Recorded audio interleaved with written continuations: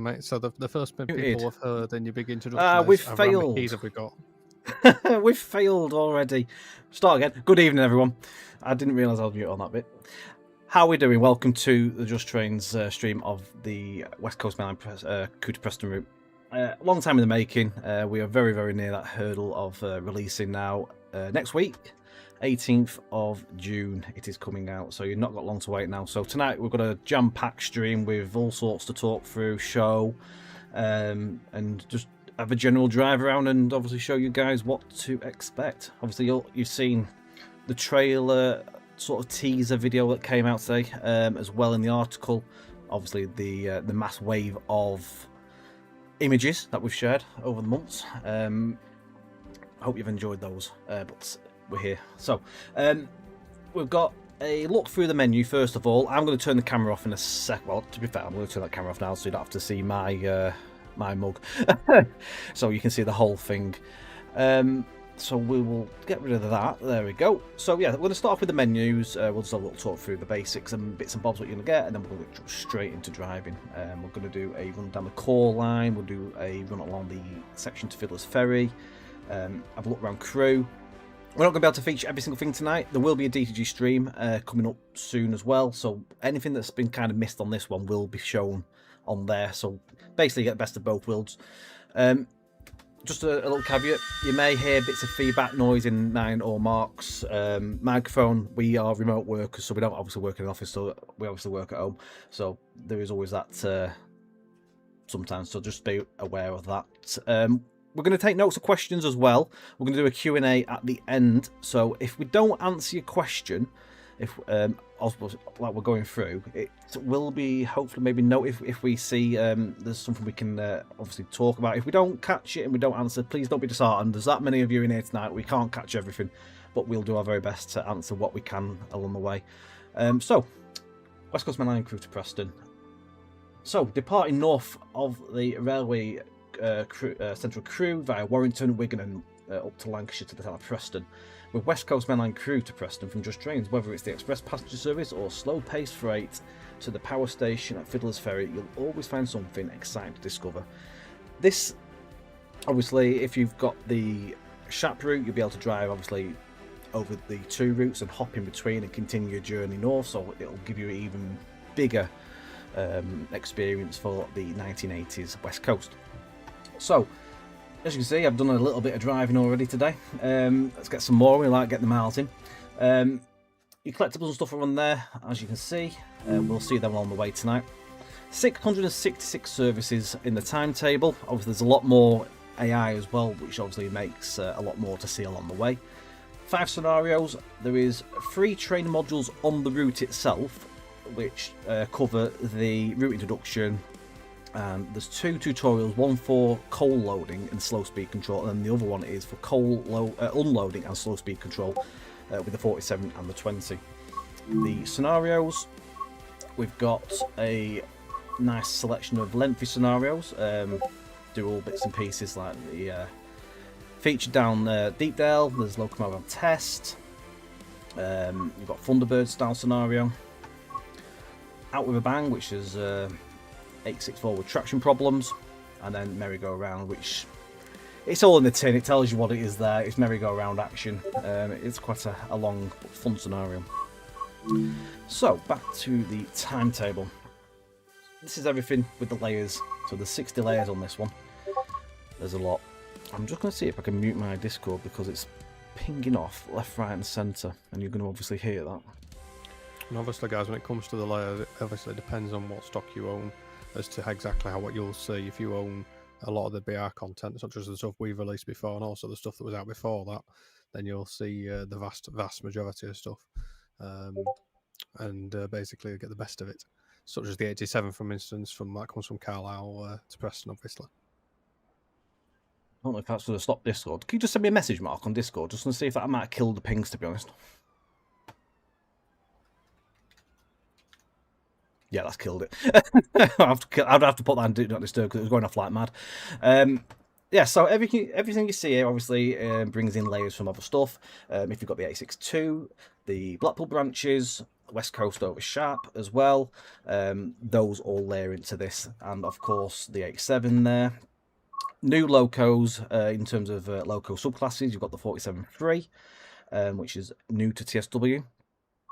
We've got good old faithful Class 08 coming and stomping its mark once again. The Class 20 as well is new liveries, new variants again, and as is the 864.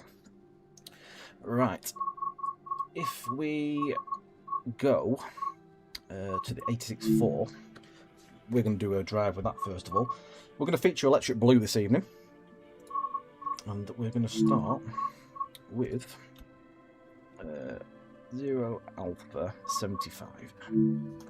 So we're going to start off with a loco move off Union Sidings, and then we're going to back onto the train, and we can have a look around. We can listen to the announcements and stuff as well, which are new to the JT product. It's the first time we've worked with announcements, obviously, for TSW6, so that's been quite fun for Benedict to learn and sort of as well getting to figure out how they go into the route and that, but they really are quite special when you listen to them. Let's get started.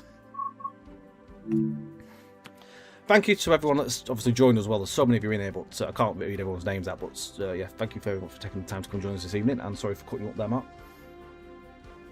Well, I won't say no, but I can't. I mean, I can talk if you want me to. Go for it. So the plan of what we're doing first of all is a loco that's coming off North Union Sidings at Preston. So this is when a train's coming from Blackpool. This loco, you'll take it out on North Union Sidings at Preston. You'll go down to Vibble Sidings, reverse, and then you go onto the train in Preston Station and take the train from Preston down to Crewe. And it's I think there's about 3 or 4 of these per day that were running from Blackpool to Euston, and obviously they had to switch from diesel to electric and vice versa, the opposite in the other direction at Preston. So makes for a fun bit of shunting around. Does indeed. Right, let us get set up. We've got the wrong way when I start going through this kind. Hell lights.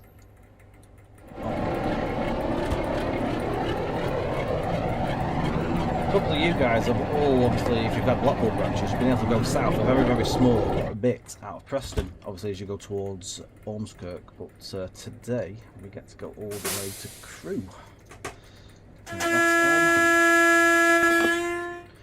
For those that are familiar with the Class 86 and the 87, drive style, very similar. Compared with the 86 compared to the 87, it's a little bit less power output, but the style of driving is pretty much exactly the same as you're expecting. It's a little bit tricky if you're new to it. Takes a little bit getting used to just playing with the tap change, but honestly, once you've had a couple of goes, you'll come to enjoy it as much as we do driving it up and down. It's good fun. Right, that is on. It breaks out in service. Key So on. as you'll see next to Tommy, there's a whole of after locos in here.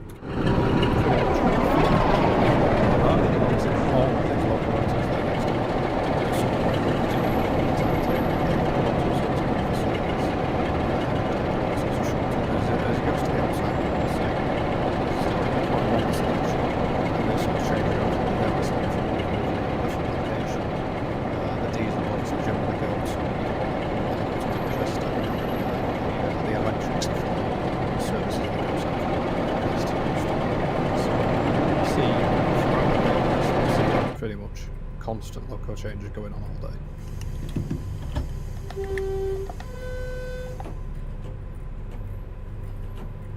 Get the power down. We can go on from here, so we're Turn going down to your people are saying turn down the in-game sound a bit, Tom. It's too loud. I have just knocked it down, to be honest. So, just let us know how that is. I've just knocked it down a bit more. It's always so tricky to try and gauge the volumes when we do these. Okay, I'll try saying what I blabbered about for 5 minutes before I'll try and say it again. Basically what I was saying is all those locomotives that you can see in the North Union side is there. Don't go and look at the top again, Tom, we'll end up definitely again. But all those locos there do see use throughout the timetable, so they'll either come in on services, go out on services, and you'll see different ones if you come at different times of day. Even if you're say you come back in this exact same state in 3 hours, if you don't reload and come back in 3 hours, you'll probably see different locos in there because something will come on or off, and you'll get quite an interesting set of circumstances there. You get pretty much permanently different services and locos coming off there.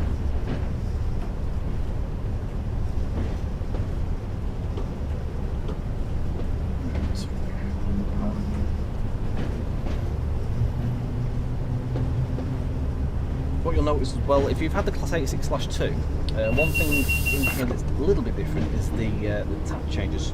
The /4 can work in pairs, in tandem with other locomotives. It can work with obviously another Class 86/4. It can also work with Class 87s. It'll pick up the notches off the second loco.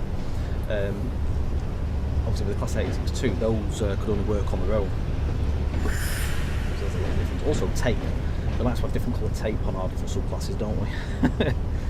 With Mr. Riley's little tweaks and additions to these logos to differentiate. Yeah, there's a sheet of things I've just managed to misplace, which I'll go and find. So talk amongst yourselves to find. We don't left it somewhere in the house. Yeah. Yeah, so the Class 86/4, in terms of the alterations to the exterior, we've added multiple working jumper cables, which obviously see that's what sort of differentiates them with an 86/2. You'll see there's more cables and stuff on the front of the logo. They've also got modified boats, which now support struts as per the real locomotives. In terms of exterior variations, so you've got the ones that have got TDM cables, you've got variants with the AMBR pantograph, the high-speed pantograph. You've got 3 different lamp iron locations. Some versions with or without the high intensity headlight, and then you've got some that have got the 87 style headlight and also a plated over 87 style headlight. So there's quite a lot of things there for you to look at. I'll have a look around. We'll have a nosy around in a moment. Game volume's still too loud, Tom. Is it? Mr. Riley's telling me.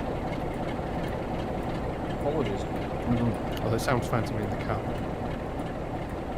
Just knocked it to hard. So it's always a pain to try and gauge it just right against everyone's microphones. Right. Put that back on. Well, I'll try and turn mine on a bit more, so mine's a bit louder. What's it like, guys, when he's in the cab? Is it alright? Given that I only stream about once every 5 years, it's difficult for me to get it right. Part of my audio needs to go way up. Was it? I can try and accelerate it my end. You might have to, because I don't have any control over you, especially.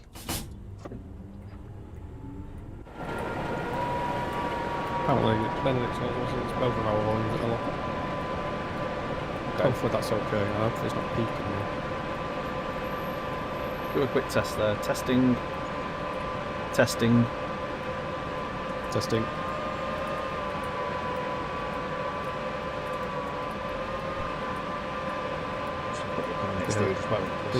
The game volume when you're outside is just way too high, Tom. It's weird. It's like when you're in cab, it's fine, but when you're outside, it's too. The game volume's too high. Master volume, I presume. I always hate these settings. Hang on, let me just try and knock that back a bit. Some. See how that goes. I'll bring it down a fair bit. It should be better now. I've knocked it down on the actual Windows bar, and I've also knocked it down in the game itself. Yeah, let's see how that is. Any better?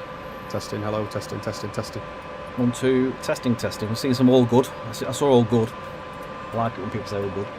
Just a little shout out and a props to Matthew Wilson once again for providing like the 3D nameplates, the cast numbers and all that stuff for the locomotives. Always was a cracking job for us, as you may well have seen on previous content with all the nameplate stuff. Again, no exception here. This one's quite a special one. Yeah, but this one, when this one pops up in a timetable when you're just sort of standing around at a station, it's quite impressive because it's quite rare. It's been unique, so it's one to keep an eye out for because it's not that common at all. So when you see this one pop in on a timetable service, it's worth stopping whatever you're driving and going driving that instead. Oh, it's always quite special seeing it whiz by, especially when it's on a freight. Yeah, rare. That is rare. So I will answer a few questions as we see them in chat as well. So just is there any reason why the Preston Docks branch isn't included with the boot? simply just too much work. There's so much goes on in those docks. If we wanted to put the docks in, we would have had to knock something else out. For us, Deepdale was more interesting. It's also less work, so that's why we would do that. But we wanted to make sure that we got both collieries in, which was the key thing, especially Bickershaw. Even then, Preston docks would have probably still been more work than Bickershaw. We just have to cut the line somewhere. Obviously, people know this has been in development since we finished the last room. So that's the reason that's not in. The other thing with obviously the docks as well, the rolling stock that ran down there in terms of motive power was obviously industrial shunters, which would be another mass job in itself for that side of things. And I think as well with the operations down there, I don't know how much traffic as such came down from the West Coast Main Line to get there. I know stuff came across like from Blackburn way to get down into the dock area, but in terms of the gameplay value, as Mark mentioned, the Deepdale, Bickershaw, Parkside Colliery, those had a lot more playability, especially with the collieries filtering into Fiddlers Ferry itself. There was a turn that went down to Stanlow, as I understand it, in that area, but suffice to say, just too much work. So this move that we're doing here, so we've just been out of North Union, we've gone over the Ribble Viaduct on the goods lines, we're now reversed the Ribble Sidings, and Tom's taken the loco back into Preston Station to cup on to 1A75. 1A75 is the 1632 Blackpool North to Euston.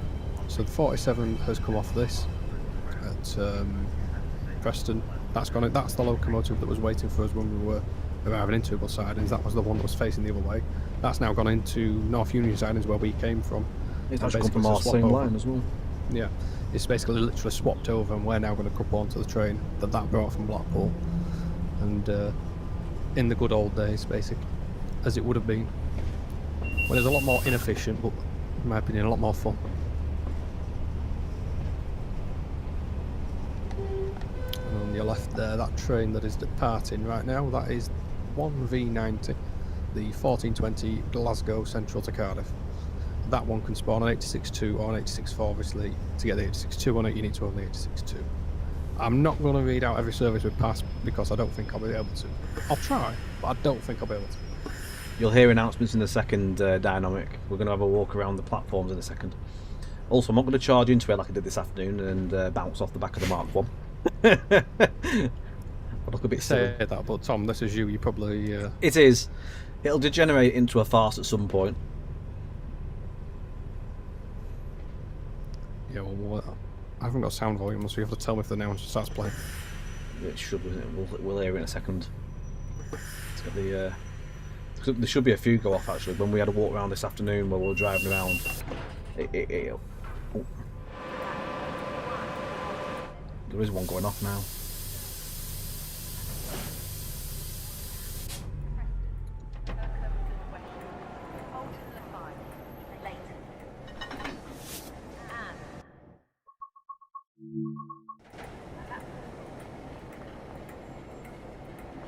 Let me just shut the loco down, jump into the other cab, because we have a bit of time here. I think we've got about 8 minutes or so.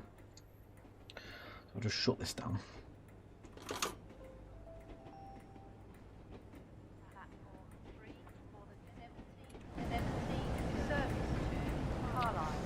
Going back to the Preston Docks thing, with obviously the line's not there. There is a service that you see come up from there. I think it's early morning sort of time, so if you keep your eyes peeled, you will see a train leave the docks, as I understand it. I think it's, I'm just looking at the timetable, it's 7F76, and that's at 0740 it comes off the docks, and it stops at the top of the branch, 7:55 AM, and you can drive that, as I understand it, down to Wallington. We'll stand by the speaker.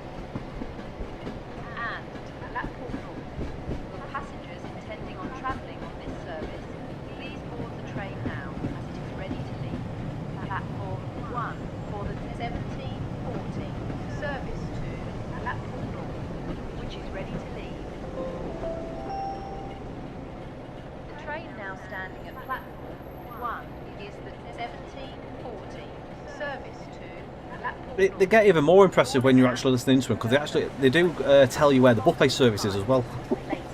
Benedict went really to town with them. You apparently left the loco brake on in the other cab. Did I? Chief Engineer Riley's telling you. Oh, well, sorry, Riley. I was excited and I had to listen to the announcement. I did. The map. We've got a request for the map as well in the Certainly. please, Tom. Yeah, we'll do that. I'll go and jump in the other cab. Oh, standing there. Tom's Achilles heel is that he usually does one of these loco changes and leaves a loco brake I on. do. I am very good at leaving the locomotive brake on. I've probably squared off a number of wheels on the roller stock for this route. That's why it's taken so long to release it. We've had to keep doing back into the works every time. So, top of the route, obviously West Coast, Preston to Carlisle, obviously that way. Got Blackpool branches here. Deepdale is down this way. I know someone in the chat will be very excited to have it explore down there. We've got heading south, so if you had Blackpool branches you would go off this way to Ormskirk, and then we head south to unknown, well not unknown but it's new charted territory, so we've got Leyland, and we continue through Exton, and then we come to Wigan. Wigan North Western is the main station. Wigan Wallgate does feature, however there is no services that you can drive from the station, but you can see a full timetable train going in and out there, and you can still walk to the station. There is a cool little walkway that we've done. You can actually explore a fair little chunk of the Wigan area and find your way onto the station to watch trains, whether they're speeding across the top on the west coast or on the slower section below. We then come down to Wigan Springs branch and Intmos tip sidings. So Intmos is where my mouse is here. The Springs branch depot area, and then you've got the line which goes down to Bickershaw over here, where you can load up the coal hoppers, which is here. And then coming back on yourself, you've got a Banfalong and the Glassworks here. There isn't actually any service that go to the Glassworks, however it is there usable if you wish to have a drive around in there. You couldn't really miss it out because it was literally by the main line. You then come down a little bit further south to Haydock Junction, where you can then take the branch down to Haydock and Kilbits. Kelbits, sorry, it's Kelbits, isn't it? It's an oil terminal down there. Sorry, I had to get that in there. For anyone that's read the manual, when we were writing the manual, as you'll see, it's quite a painstaking process. I may have upset Mr. Ford at the point when he asked me what Kelbits was, and I said it is an oil terminal. So that it literally says in the manual Kelbits is an oil terminal, because I was so vague with the description. So you can thank me for that one, or blame me depending on which way you look at it. Yeah, the route is around 60 miles with all the branches in tow. You've also got the section which runs either down through the centre of Newton and Willows as the main line, or you can obviously then come across to Newton and Willows station or Earlstown, which is part of the Chatmoss line, and you've also got Parkside. Just before you move away from this point, and a very interesting thing that we've done with the timetable is that after 8 PM we've simulated that the main line is shut. So if you drive the route after 8 PM you'll be automatically diverted via Newton and Willows and Earlstown, which makes that section busy and also fun and gives a reason to drive it. We weren't actually going to include it originally in development, but then we saw, well, Tom kept wanting Parkside calling, and eventually we also agreed it was necessary, so we decided to include that. We wanted to actually divert stuff that way and have a bit of fun, so after 8 PM you'll see everything go that way.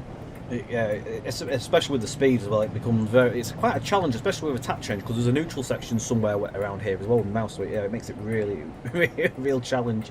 There's neutral sections either there and on the main line. You've got 4 neutral sections on the main line itself, and then the one up at the Chatmoss line. So we come down past Winnick, which is here, and then we come down to Warrington, which is busy. There's a wave of activity at Warrington across the day. As you saw in the time lapse, you've got Warrington Bank Key, you've got Arpley Civil Engineer Sidings, you've got Latchford over here, you've got Walton as well. Then you've got the line obviously that goes to Fiddlers Ferry, where you'll be doing all your unloading. And that itself takes, I think, about 40, maybe 30 to 40 minutes to unload a coal train. So definitely get a flask of tea. You might need it, but it is it is really cool watching the stuff coming through there, which we'll see that in a bit. We are going to drive down up there. We're not going to spend 40 minutes unloading the coal train, but we will spend a bit of time up there. Moving on, we continue south. The line to Chester crosses over the top. We head through Weaver Junction, where the Liverpool line filters on and off. And then we head through Acton Bridge, past the old Walscote sidings, and then the line across Mickle Trafford, I think the line from either or part of Chester and over towards Manchester way. I think Altrincham is in the other direction, at Northwich Junction. You've got Hertford, and then you've got another branch, which is Over and Wharton, which sees a trip working in and out of there daily. A bit of Bonnet First Class 20 action, which is pretty hellfire, to say the least. We then go through Winsford Station, and then we head to the railway town of Crewe itself, which again is a very busy area. You've got the station, you've got all the yards, the depots, carriage sidings, Gresty Bridge, Basford Hall, the electric depot, you name it, everything's there. It's there's a lot to see. As you can see there, just the amount of track. We'll be having a look around there in a bit. How are we doing for time? We are actually meant to be opening doors. We are on for going in a moment. Very, very comprehensive look at the map. I like that. It's Thank you. timed that quite well, to be fair. I did. We need to get ourselves. Now you'll ready realise to you've go. not set the loco up right, knowing you. To be fair, I think it's pretty much good. In the chat, by the way, we do have our developer, the timetable developer, and one of our semigraph members of staff, that's Benedict. He's there in the chat, and I understand Mr. Alex Riley is also in the chat, who made this lovely Class 86 and does our overall in stock as well. So if you see those guys in the chat, that's who they are. I know Benedict's got a nice blue tag on his name, for me at least. I don't know if he has for other people. Yeah. There is some announcements going off as well at the minute.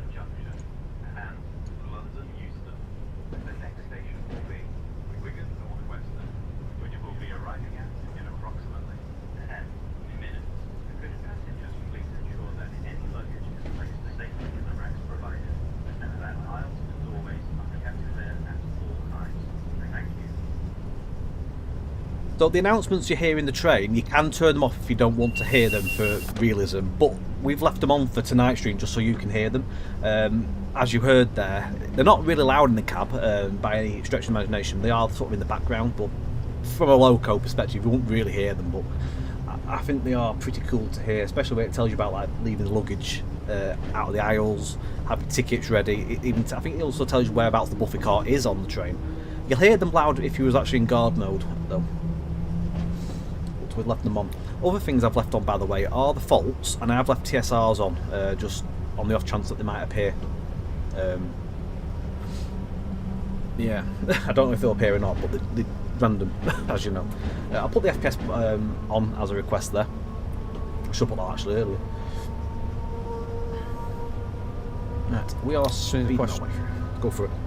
So I just seen a question they're asking, is there a rail tour that goes around the branches? The answer to that is yes, there is. There's a few rail tours that you can drive. The main one and the most impressive one is one that starts at Crewe, I think 7:25 in the morning, and you can pretty much drive that all day, and it goes to Deepdale, Bickershaw Colliery, the Haydock branch, the Parkside Colliery, Fiddlers Ferry, and Over and Wharton. I think it goes to Over and Wharton. No, it definitely goes to the others. So it goes pretty much everywhere on the route. And it also goes through like the Warrington Yard and stuff like that as a bit of an extra track match. So that's quite a fun one to drive. It's a class. If you need to own the Preston's Carlisle view to know that much for it for certain, because it has a class 47.4 inside a class 47.3 on the top, and that's basically to make sure obviously the train has some sort of heat and sort of to simulate it having ETS capability. And that's top and tailed with a pair of class 20s on the south end, so you get a nice mix of traction on I've just seen a question regarding rail driver. Rail driver is compatible with all the stock. Benedict actually has a rail driver now, so he can. Obviously, when he's doing his simulgraph stuff, he applies all that in there, and he's done all the checks on all the stock. It was one of the things we didn't have in the past was an actual physical rail driver, so we relied on the hope of people being able to test it for us, and obviously in the past we have fallen at the hurdle sometimes on that, so we do apologise, although we did manage to get them updated at some point in the past. But yeah, this time they are all there.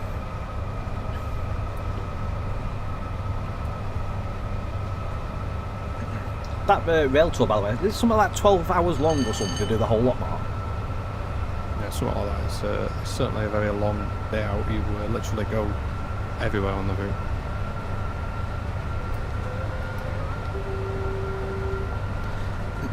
Is there any end-to-end runs, and does the 142 and the 101 have announcements? 101 and the 142, announcements-wise, I think do not at the moment, especially for the 142. I think Benedict plans to go back to the 142 at some point to hopefully have the same sort of, maybe some extra bits. I'm not sure what he plans. Benedict, if you could write me a little response just to that one in the chat, I can read that out. But I know that they don't at the moment because they are separate DLCs. So, just going back to the in-cab changes, or the main in-cab changes that we've seen in 64 compared to 862. So you've got the additional second locomotive gauge there, which is 10, and that's basically, if you're running in tandem with the second class 864 and 87, you'll see a reading on the gauge telling you that you've obviously got what the amps are in that loco, basically. And you've also got a switchbank panel shifted right to accommodate said new gauge, so that's one of the things that's been changed. And here's Tom at Leyland Station. Just had a little nosy while you were talking about something that I'm not even looking at, but yeah, I just thought I'd show you the station itself because we're not stopping here on this run, so I thought it'd be wise to show any that we're not looking at. Also, we might spot some nice new cars that we've got for this route. We commissioned a new set of models to replace our very outdated vehicles that have obviously appeared in our past products, and they really do set the sort of the look, like the near side scenes and stuff like that. There's a nice selection of vehicles that you can go and have a look at. Yep, turn me up again. Any more, Tom? Was that now? They're still saying outside the cab that I'm still too quiet. I can't turn you up exactly. I think I'm peaking. I'm peaking this end now. I think it's just because I went outside. All I'll do is I'll stay in the cab when you're talking, so we can hear. I need to take the power off because the first neutral section is coming up. So your first one is at Exton Junction. Metro, a Rover Metro, a Ford Sierra, a Volkswagen Beetle. There, I've seen in the chat, just to name a few. We've also got some new buses as well. Sure, we will see. Keep your eye out for the buses. So we're going up.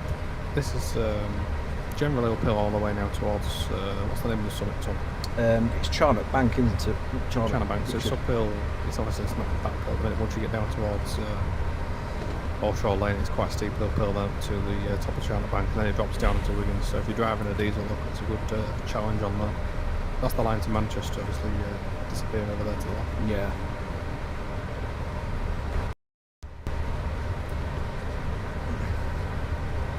Is it a Leyland National? It is a Leyland National. It is a Leyland National. We've actually got some double deckers as well. I can't remember what a double decker is, but yeah, we've definitely got a Leyland National in a wave of liveries, which suits across various areas of the route. So as you progress down the line, the liveries do change to reflect the sort of the areas that they're near or serve. There is a school by the Leyland station, yeah, I can't remember which one it is, but there is a school somewhere nearby. I remember putting the scene in that scene. So we're coming up to where the 4 tracks now sort of goes off for a second, and as we go over, I think Jarrow Viaduct, and join back up into 2-track section, which used to be 4 tracks as it headed up towards Standish. I think it was the sort of late 70s where it got decreased into 2.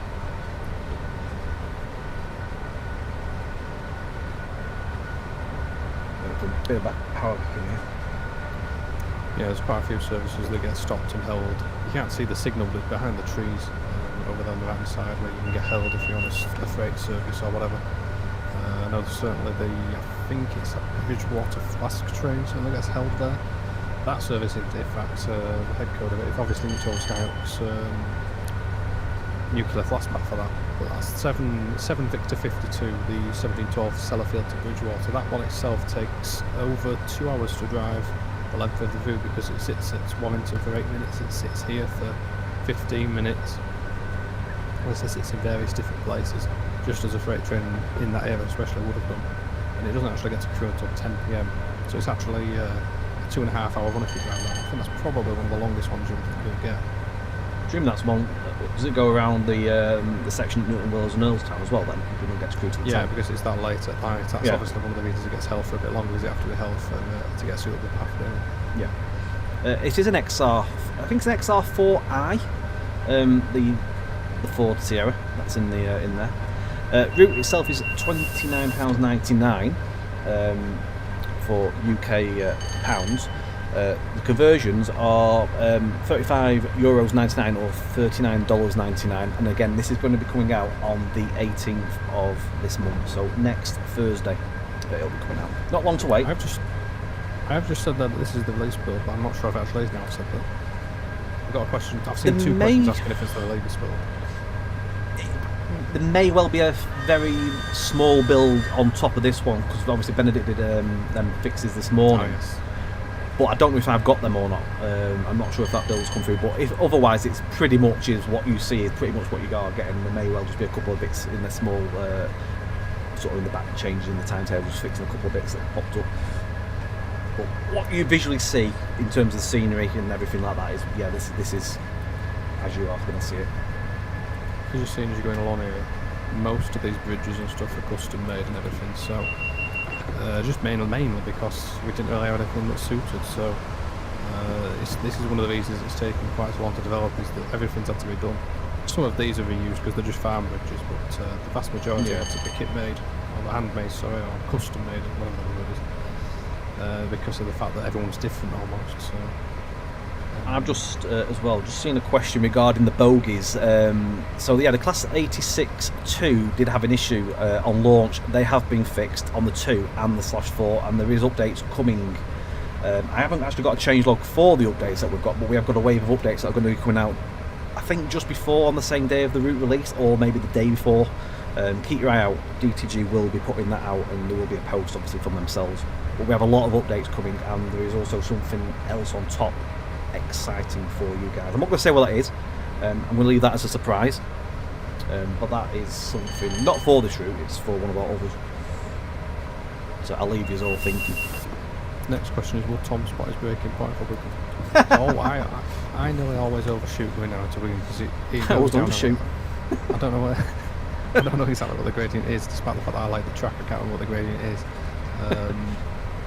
It's quite a steep one, so I always find myself not finding the braking point, and I nearly always overshoot Wigan Station. I'm shocking. I'll end up undershooting it. I'm just daft. So we'll do our very best. We've got the 75 coming up very shortly, so we'll try and adhere to that. Woody there just asking if any interest in South or Northern content. I mean, as you'll probably tell by mine and Tom's accents, we're both Northerners, so we have got a bit of a Northern bias personally, but that doesn't mean we'll not do routes in the South. I've got a great affinity particularly for the southwest of England, so I think we'd be more likely to go south and west rather than towards London, but never say never. Yeah, anything really, isn't it? Yeah. End of the day, it's got to be interesting as well. We've got to find something that's really interesting in terms of the gameplay as well. That's what we like to sort of try and find. I mean, as well. there is one thing is that across our team we also do like to make routes that we're going to enjoy making, because the worst thing you can do is make a route that you don't actually want to make yourself, because then you're not motivated to actually make it in the first place. So that's one of the key things, is that we always try and make sure we make something that we collectively want to do as a team, because it makes us so we do it, give it all our passion, give it our all basically. So that's obviously the goal with all of them. Looking over to the park there, because Callum put a lot of work and effort into the Palladium building on the park there. There's some cool bits there that you can see on the way. It seems such a long time ago when this was done, like this area especially. Take the insult there from Woolston Grange in Cheshire City off Lancashire. We're not talking about take that personal. Me, Tom, I'm from Lancashire. Mark's from the bad side, the other side of Lancashire, on the wrong side. Bad side of the sorry. We'll have to dispute that. So we're just crossing over the lines that feed into Wigan Walgate. You see there's a pacer down there in a minute. Mesner's Park, that's the one. Phil 6219 got married there. Hope we've got it in just as you remember. So just answering a couple of the questions there. How many of us work at Just Trains on the development side?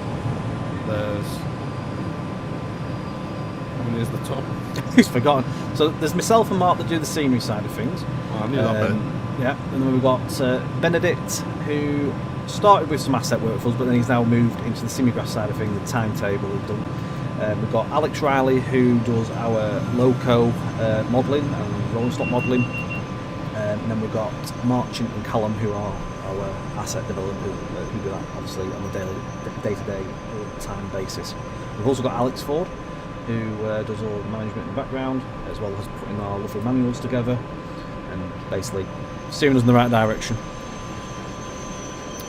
Another question I saw there, what was? I also stopped in the right place. I'm quite proud. Right. Let's see a question, but I'm missing. How long did somebody said? How long did it take us to develop the route? So basically, I was working on those routes, I think, before we released Preston Crewe, Preston Carlisle. So that's when development started. So you can sort of work it back from there. About 18, 19 months, I think we worked out. I've actually got my ETH on. That's on. Everyone's sweltering on this really warm day.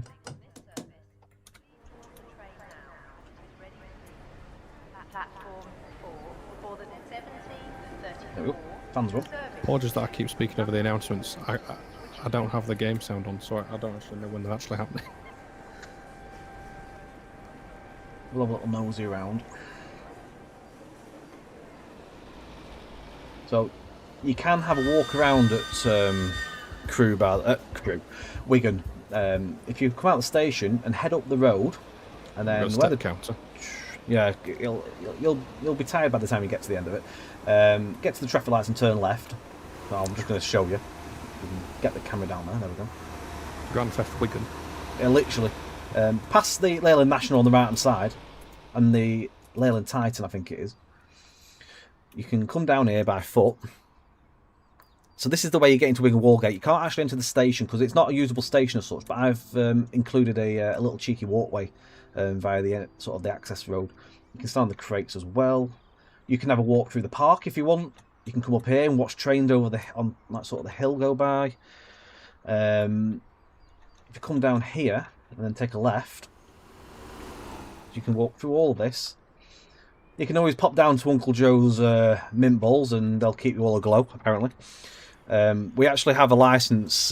Big thanks to Uncle Joe's for allowing us to include this in the route, as well with a collectible.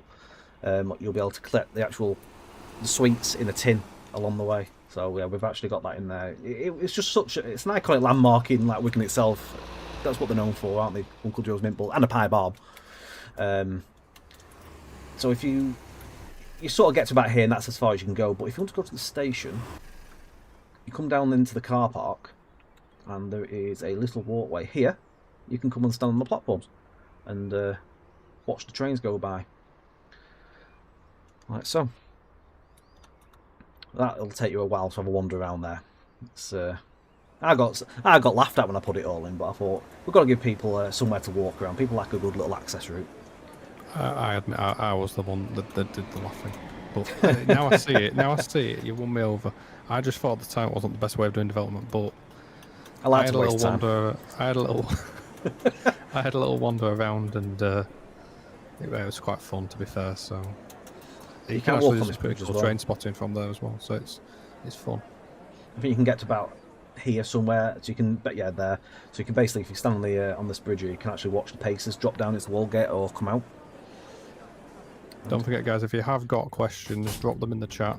I'm selecting a fair few of them to answer at the end of the stream, so don't worry if your question doesn't get answered immediately. We'll try and get through as many as we can at the end of the stream. Lee Grant was born in the 80s. Unfortunately, that is the one disadvantage that we all have, is that none of us actually were born in the 80s. Saying that Martin was born in the 80s, but he was born in Poland, so his knowledge of the British rail system in the 1980s probably isn't the best. But that is the one. He's definitely learning, though. He's definitely come along in his knowledge. We're all 90s babies, so. So we should hear some announcements in the train in a second. Just listen out. Yeah, seeing that come on there, the bit looks nice at night. It does look good at night. Oh, sorry. No, there's no announcements yet. Just cut me off if there's an announcement. I will do. I'll just disconnect you.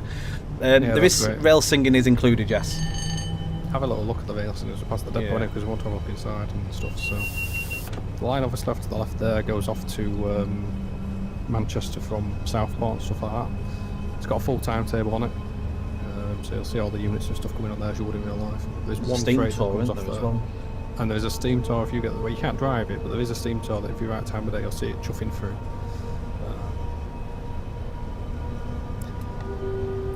Question there for Joel Smith. Can we make routes in the 90s and 80s era? Absolutely. Can make routes in the 90s era. Specifically, could make them up to about 95, 96 before privatisation started kicking in, because licensing then becomes more difficult. But personally speaking, I'd like to do a 90s route one day. Right, I'll shut up while Tom does the rail singing past the depot.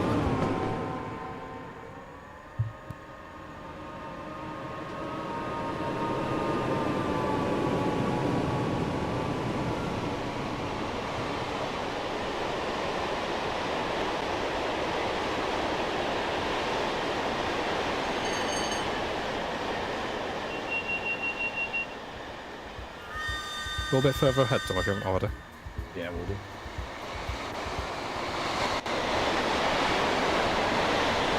The Steam Tour is an AI service on this, so yeah, you can only see it visually go by, because it basically comes out of Manchester and drops down under the line at Wigan Walgate and goes off to Southport, and then it comes back again later in the day.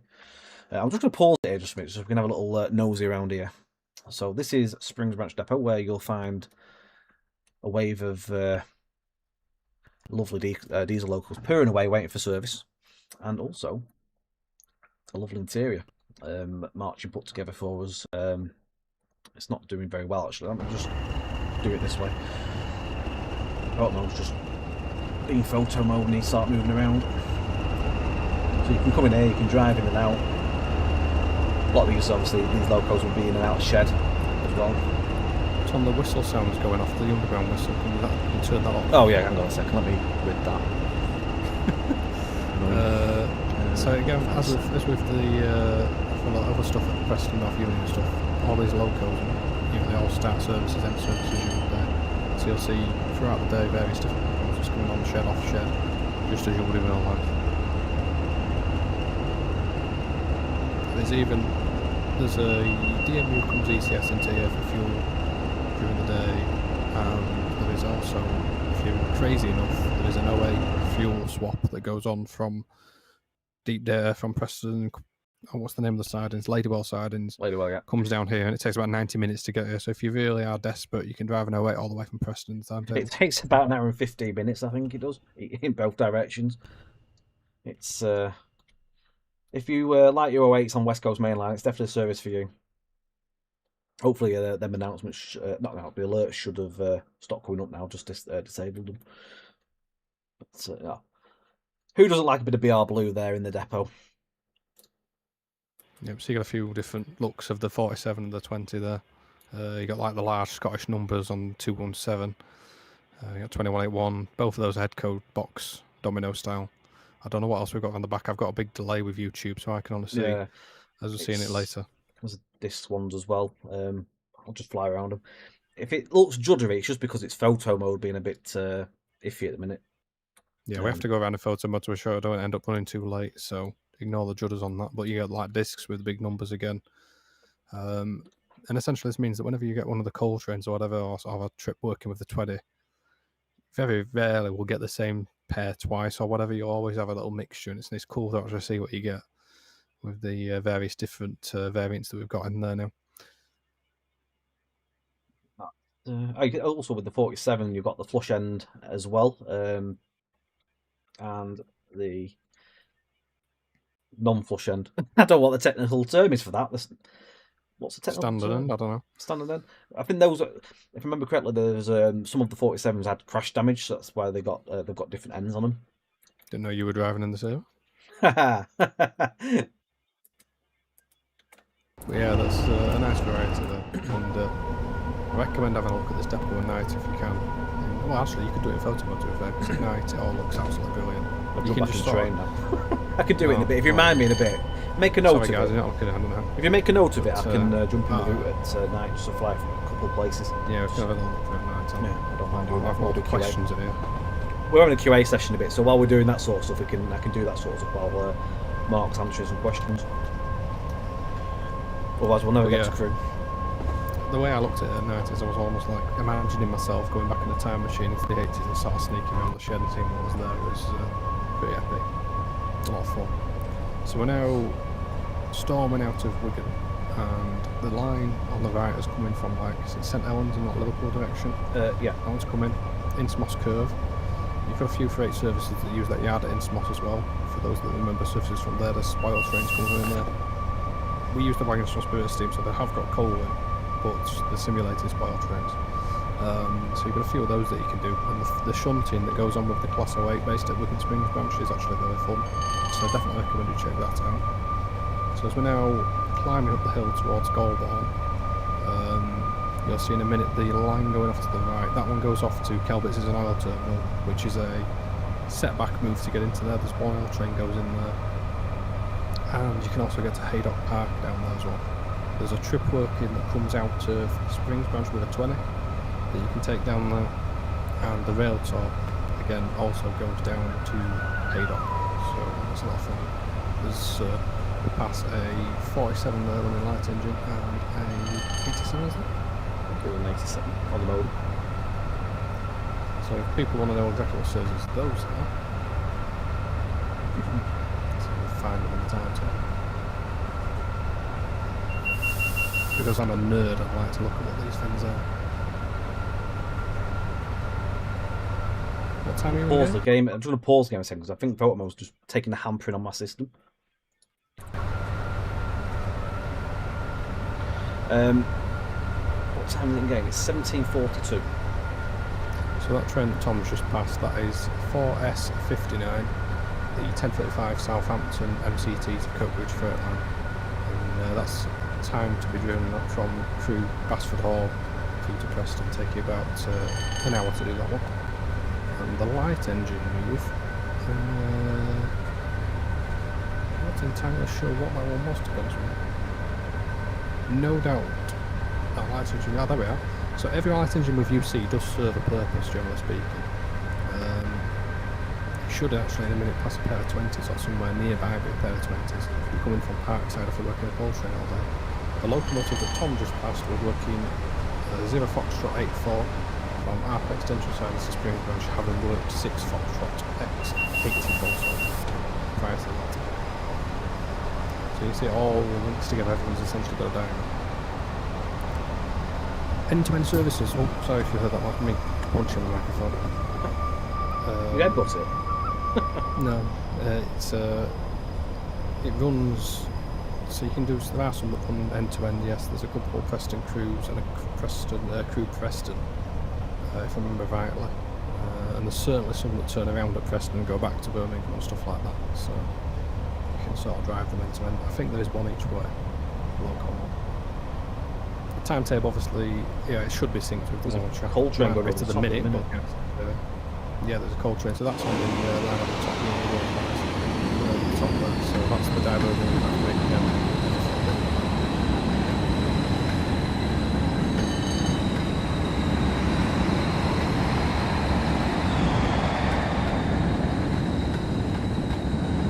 Friend, wherever you look, there's a train everywhere.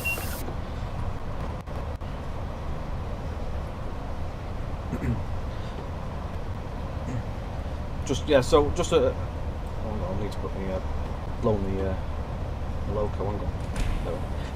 So yeah, just bear in mind I am streaming and I am in 4K and I'm on a 3080, so you might see it's taking a little bit of a hammering in some places. Streamlabs does take some of my power. I did try to actually get the game running out of 4K, but it didn't like it, which is really annoying.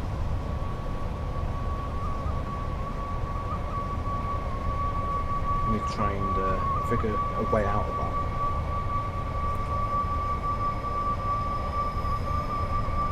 Yeah, the UHAs do have some variation in everything there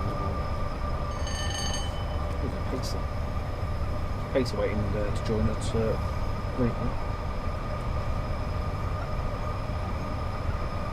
I've seen the question, has it been tested on consoles? There's been testing going on in consoles, I can confirm that.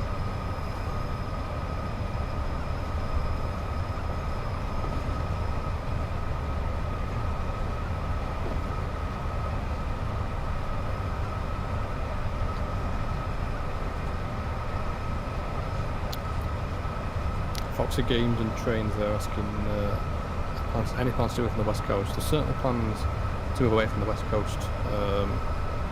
Obviously with the company government away from the West Coast, I can't say where we're going to go after that. We've got some exciting plans lined up, but unfortunately I can't share those with you. But we'll be staying sort of pre-privatisation, nationalisation, that was before 1948, so I don't think we're saying that.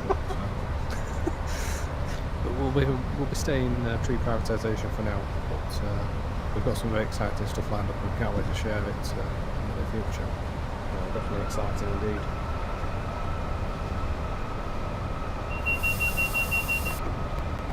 Warrington is not too far away, a couple of miles. Are there any older BR stencil speedboards? There is actually a mixture on this route.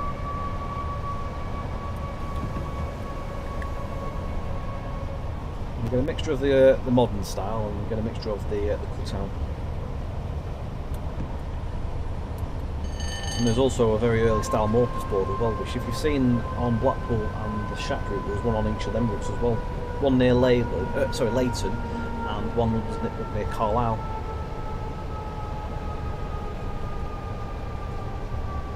Yeah, so let's see a question there. How's working on the next route? Yeah, we're all cracking away actually on the next route at the moment, so it's coming along really nicely. There will be some more updates for that coming out relatively soon. So on the left now, that's where Dallon Mail Terminal is, and there's probably a delay, and I'm probably saying this when it's pulling into Wandsworth Station, but just past Not too far. Dallon Mail Terminal is in real life these days. In this area it was general freight sidings and stuff that was down here, so an interesting one.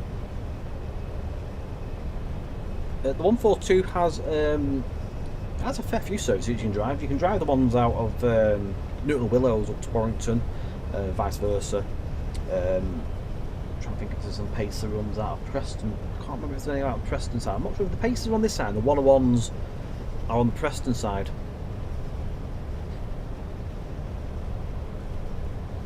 But yeah, you can drive Pacers and you can drive 101s. No, there was a bit of a question, was the 101 actually included in this? And it is. It was just a small mistake in manual where it was missed off, but that has actually been rectified since. Also, I'm coming in really, I overcut my brakes. It just gives us a chance just to take in the ambience of Warrington.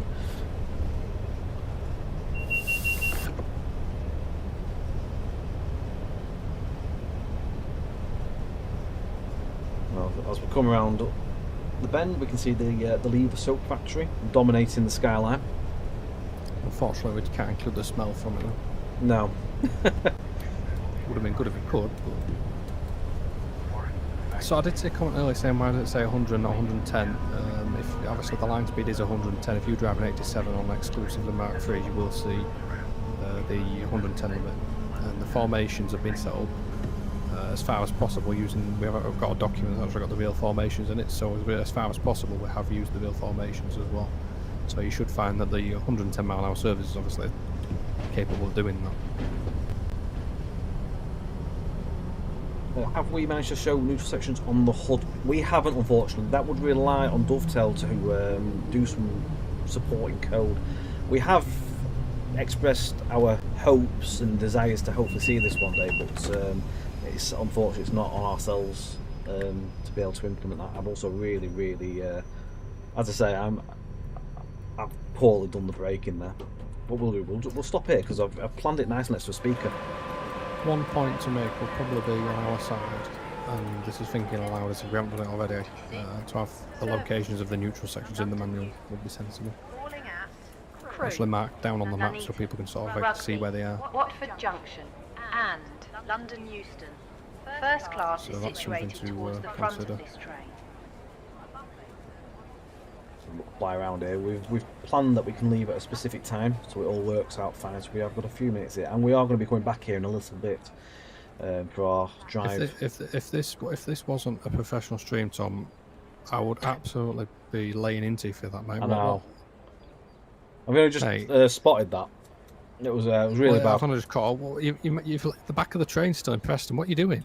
I overshot the brakes, and before I knew it, we came to a stop. So I do apologise for that poor stopping. I don't think there was a train at the station somewhere. This here, by the way, is one of 10 out of 10. Thanks, Alex. This is one of the collectibles. So you've got a circuit cabinet you have to go and repair. So that is in various locations along the route. Spot any other collectibles along the way. There's one there. You've got a rugby ball, which you have to go and put back onto its stand. Nelly now asking if the... Sounds my voice. Nelly now asking if the timetables Preston, Crewe and Preston Carlisle are linked. Yes. So you should be able to drive the same train as you arrive, obviously, at Crewe Preston. You should be able to go into the other route and drive the same train at the same time. Now, we obviously can't promise if you've, say, lost 2 minutes on the schedule somewhere, we can't promise that that'll work exactly as you would expect, but if you're broadly on time, then yes, in theory, that should work. Can't guarantee it for every single service because the timetable is just so complex, but it should work, yes. The pie balm there on the table as well. It's just one of the other collectibles. There is obviously Uncle Joe's mint balls somewhere knocking about. Just finding where Callum's really well hidden them. Might be some in the shop. Maybe, maybe not. I don't know where he's hidden them. We'll find them. So go on. Sorry, I was going to say the steel train on your right there. That's one of a number of steel trains that comes in through the day. They swap locos at Wigan.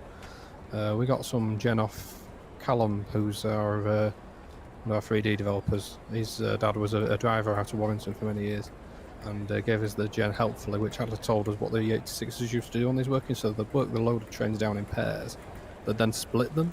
One of the locos would go in the South Bay, one of them would go in the North Bay, and then they'd take northbound trains out, all other trains, during the day. So essentially what you'll see this pair would have come in earlier on a loaded steel train going south, and then they'll go back on the empties going north, single-headed.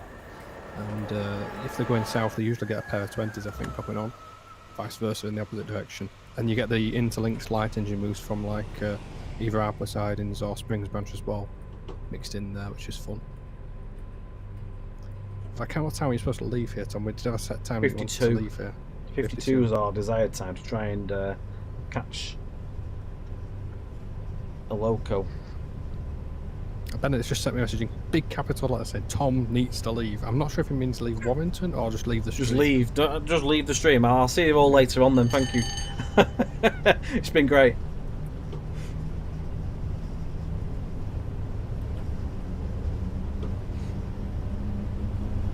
The Blackpool timetable does have the Blackpool route does have a timetable which has been in testing recently. It is now complete, and it'll go into a upcoming patch, and that delivers these coaches that you see in the Preston Carlisle route, for instance, into the Blackpool route. So you have to take the Mark IIs down to Blackpool and stuff like that. And similarly, when the Cumbrian Coast route comes out, another raft of updates will come out to put the 108 in to these timetables. Of course, I can't guarantee how quickly that'll happen because it's obviously we're a very small team, but it needs us to be getting onto it as soon as we possibly can because it's quite a big deal. Got MGR train there, just waiting to come onto the main line. Yeah, I know a lot of people have been very excited for that timetable update. It made more sense to wait for this, because there's so much more to put in there with all the subclasses and stuff. No, it's nice to finally see that coming to an end. So you got an MGR there on the left. That's waiting to come up. So that's come out of. No wait there. It's 2 of them. That's come out of the 20s have come out of Latchford MSC sidings. So they're waiting to go from MSC sidings to presumably go to Bickershaw. I'm gonna guess 1752 in game way around. So let's have a look what working that actually is.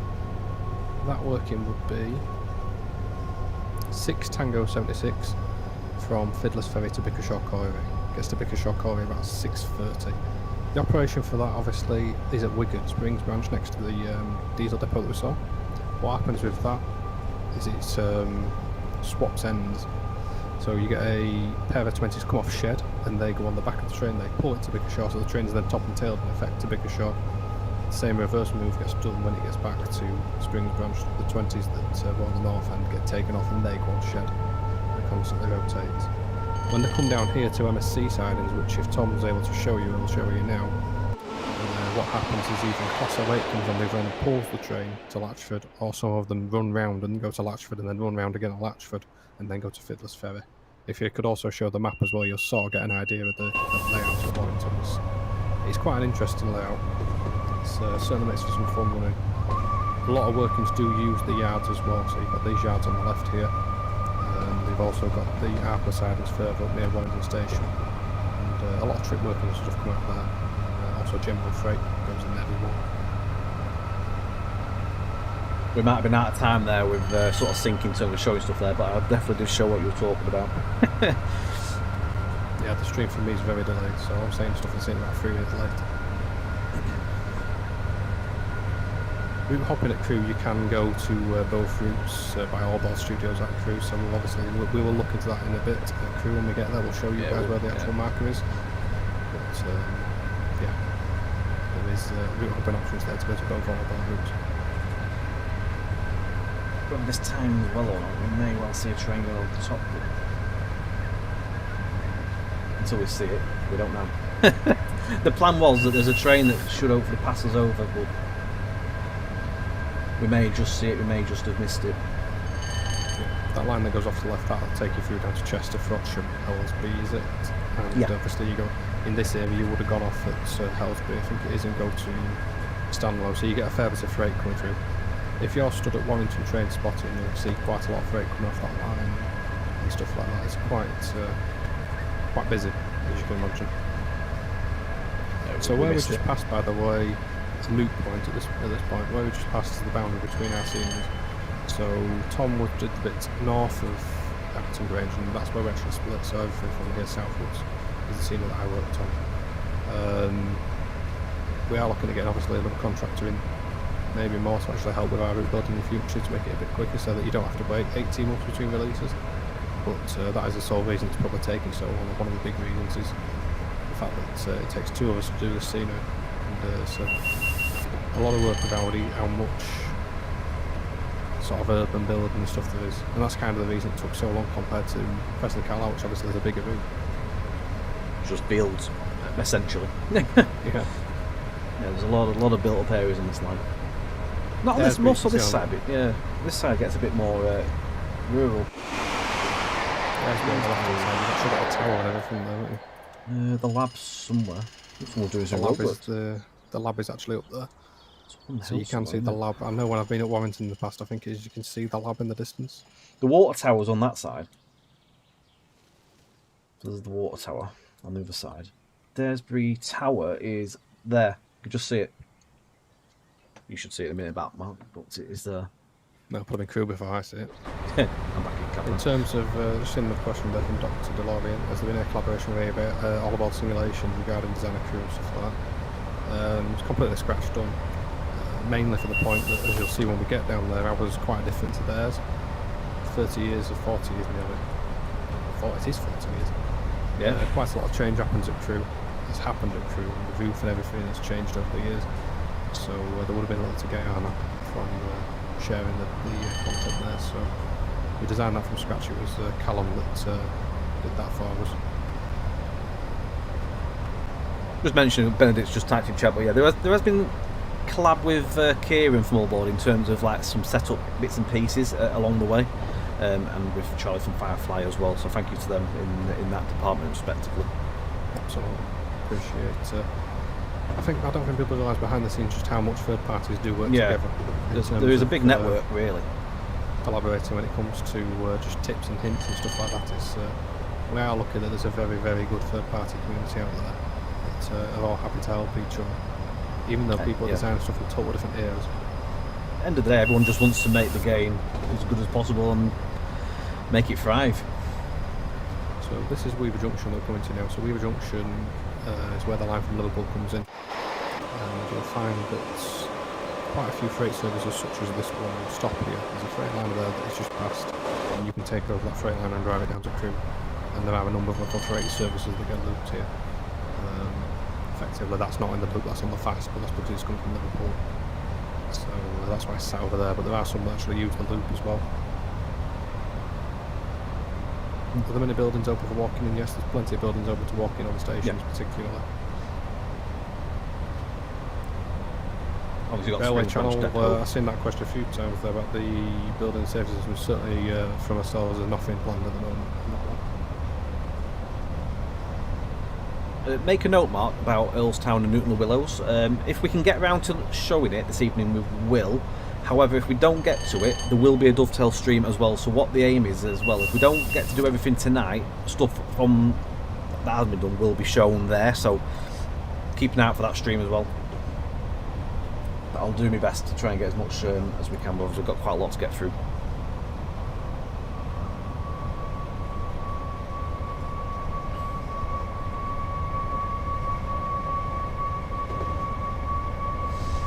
Obviously, yeah, just meant to see what British Ace put in there. Obviously, it'd be nice to drive this part in an electric and not a steam loco. So, yeah, the last time this section of line was seen was on Spirit of Steam between Weaver Junction and Crewe. So, obviously, now you're getting a few, about 20 years ahead. I think. I'm sure Spirit of Steam was like 1967 or something like that. So, obviously, you'll see differences in, obviously, the eras. Massively. So again, these loops do see some use from time to time. I'm afraid it's stop and start here. There's a few services that you can start driving from Hartford Junction as well. Come off that line, so there's a couple there that do that. Is it the same type as over Shap? I've just seen Luke Snowball asking. Yes, it's the same 1986, 1987 timetable. So the core services should be exactly the same across the board. We haven't replicated every single rail toll that you saw in the Preston route. So if you saw a rail toll in that route, like some of the Edinburgh ones, I think we've done stuff like that, you're not going to see them in this one necessarily. But we have done other rail tolls in this one. There's a few free ones, and obviously, as I've mentioned, the track bashing one. I do apologise, Spirit Steam was in the 50s, not 60s. So there's 30 years of change. Not as much change as there have been since the 80s, obviously. It's 40 years since the route was set, so... To be fair, actually, on this section, not that much has changed. Less signal boxes. Less signal boxes, but the massive... Yeah, you could generally speak and get away with driving a bottom trainer, but speed limits, obviously, it's like different, I guess.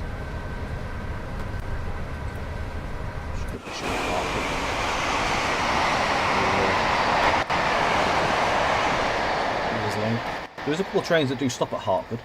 Obviously, I'm trying to think. One's a rail tour, I know that much, and I think there is a morning run that does a service to Lancaster, I think it is, from Birmingham.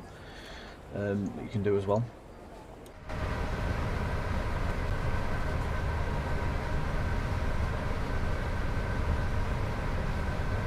Yeah, there are a couple of services that stop here. Don't have them written down to hand, but there are certainly 2 or 3 that do stop here.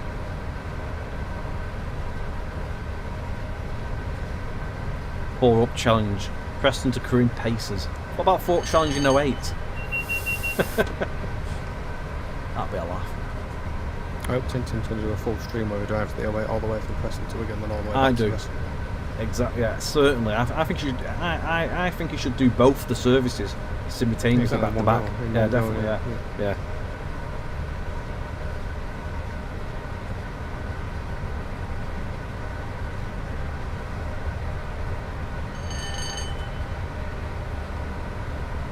how many serves into the Fiddlers Ferry power station?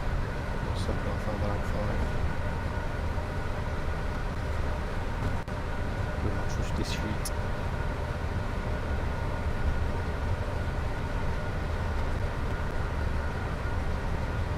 This is where the loop is at Winsford, so we'll get over the Wharton branch is going to branch off to the right hand side at the moment. For your sand trains. It's sand trains? No, salt trains, sorry, it's salt. No, salt train. It used to go all the way to Inverness actually.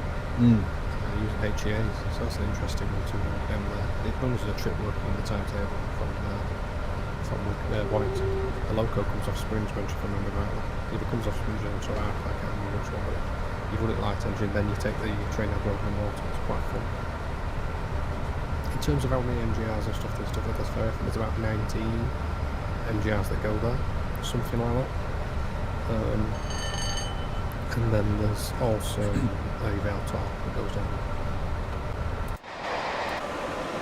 That's 19 each way as well. So Latchford Sidings, something that's a walk. Let's say quite some greenhouses with cauliflower in them.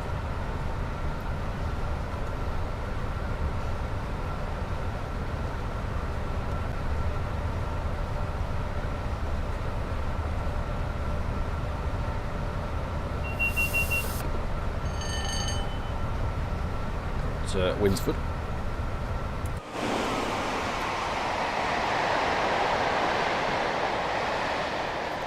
There's a modern morph board there, one of the few. Oh, it's I just saw it just on the on my end anyway, but about 10 minutes ago. I have tried to fix it, but it's still quite a way behind, I think. You said we're at Winsford ages ago for me. It's up here. There's definitely one up here. I know where it is. There's nowhere near where the train is. I'll just flag back to it.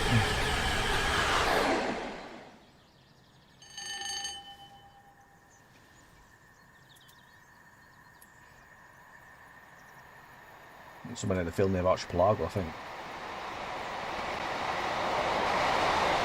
That's here. Yes.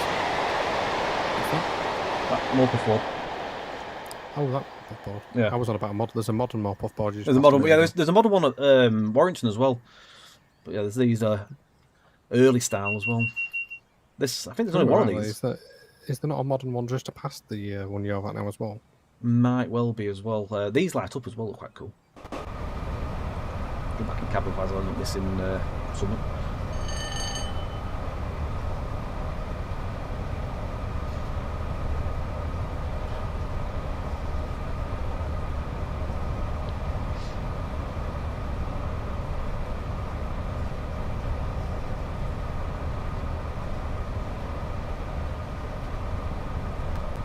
I'm just in the chat obviously about the EMU units. It's something that we would like to look at maybe in the future, but at the moment it's where do you fit it in? There's a lot of stuff already in our plans. Well, never say never. If you're one of those units, you've got to go to Liverpool. And yeah. So at the moment, we haven't got any plans to do that. And certainly would have been no chance of us adding it to this one. We'll probably still be building next year. If we were developing this for another year or so, we'd be out of business because we need to get some money eventually. So, yeah. These HA hoppers here, they have the bauxite river in there as well.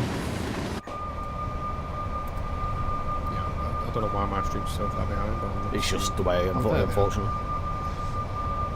Oh yeah, that's a mixed train. See that? It looked like I had some of the salt load in them once.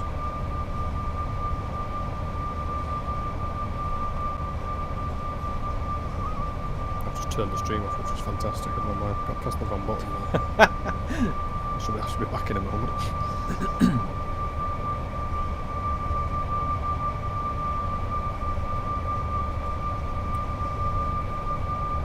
We're only 3.8 why are we miles doing 74 miles an hour, Tom? Just a leisurely drive, enjoying it, taking all the ambience in. I'm good at doing this. I start coasting for a moment and all of a sudden we're doing 70. But you've not put any power in since Weave Junction. Conserving the power.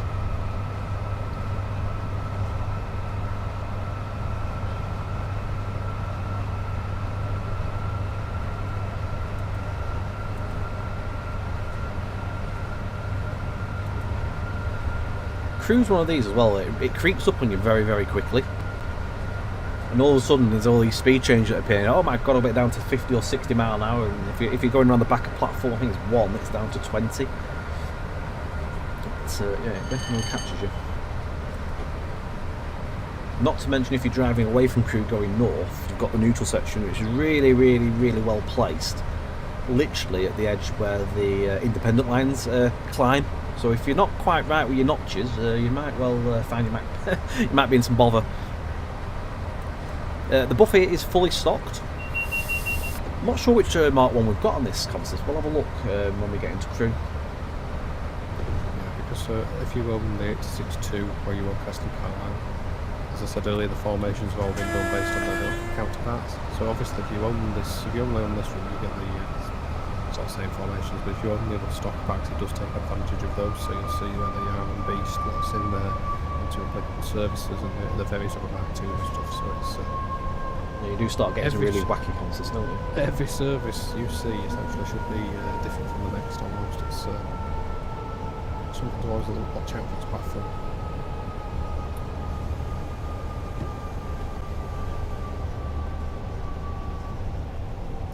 Yeah, certain times of day. I mean, the West Coast is weird in this area. It goes completely dead at some points of the day, and then the next minute there's about 20 trains in 10 minutes. It's really weird how it all happens. But sometimes you'll drive on this section, you're passing trains left and right all the time. It's quite fun. New sections just appear. Here it is. So you can see where the magnets are. Look how close they are to where the lines come in. So if you're not quite up with your notches or at the right speed, yeah, it'll catch you. Why are you going so slow again?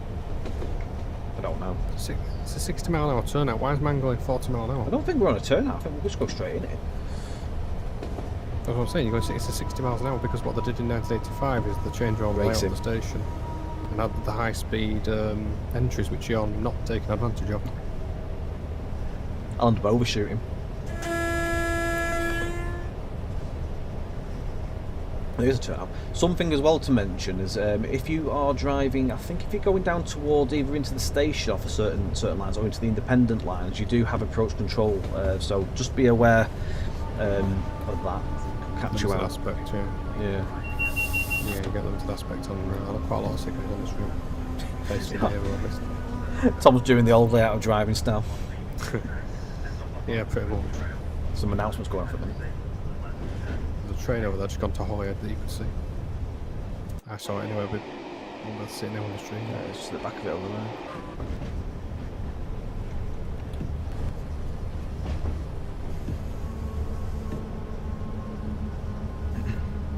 I think there's more versions of Crewe now than there are of Preston. How many versions of Crewe have we got in the game? 3? 3 Prestons. So I did see a question asking if it was based off any other Crewe. No, we've completely built this one. It's a brand new model. Much to my mental detriment, we built this one from scratch. So all the track, all the signal, all the scenery, all the buildings, everything was from scratch. And I spent many hours tearing my hair out when I was doing the track line and signalling. So whether you pulled as much hair as Callum did building the model. We'll put it this way, my hair's a lot greyer than it was last year, that's for sure. I know. Oh, cheers, thanks mate. Sorry. Yeah, Callum did an absolute superb job with this. It's no small building, to say the least. Yeah, and you'll see there are some differences between this and the all-aboard modern Crewe in terms of where the roofing's been changed and stuff in the ensuing years. Particularly on the side where the depot is, there's quite a lot of changes over there. Any plans for a 56 for MGR coal stuff? There's no plans at the moment, but as with anything, you never say never. If we could do everything, we'd do everything. If we could do a 56, we'd have already done one. if it was up to me anyway. Mark does like a 56. Anyone knows my Discord, I know it's my profile picture. Thank you, Maverick. Have a great evening, mate. Cheers. Thank you very much. Thank you. Let's just let that do its own thing and disappear. before I get kidnapped. Like I have done. Let me out. There we go. It's because I'm running late. It's basically wanting to kidnap me. Let the train go.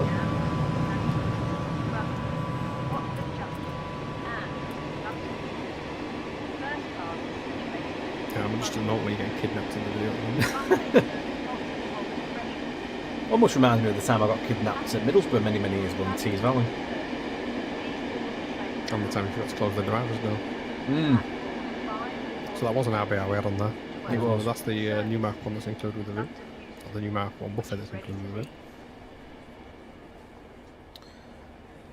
Right, so we have a bit of we had a plan around here, didn't we? So I need to. Men with plan. We are. Let me just plonk a train down so it allows me to fly around.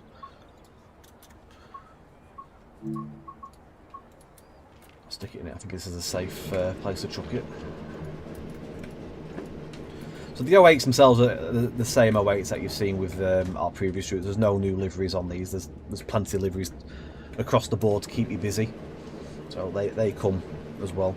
So the plan of attack was, so we've arrived here. We need to fly down to the diesel depot. We're going to show you a few bits up there, and also we're going to watch that Freightliner coming. Got a few bits there, and then we're going to do a reload into Crewe and then do something else here. So we will be looking around the station properly in a moment. So I'm going to take a moment to look over here at the diesel depot. You get some hate. You've talked over the announcements, Tom. Oh, I do apologise. Sorry, we're going to hear a lot of announcements actually when we load back into Crewe. So I'll stand right by a speaker. Yes, Dominic. The DMUs are in from Stoke to Derby and Crewe, and Stoke to Stoke and Derby directions. Yeah, there are DMUs.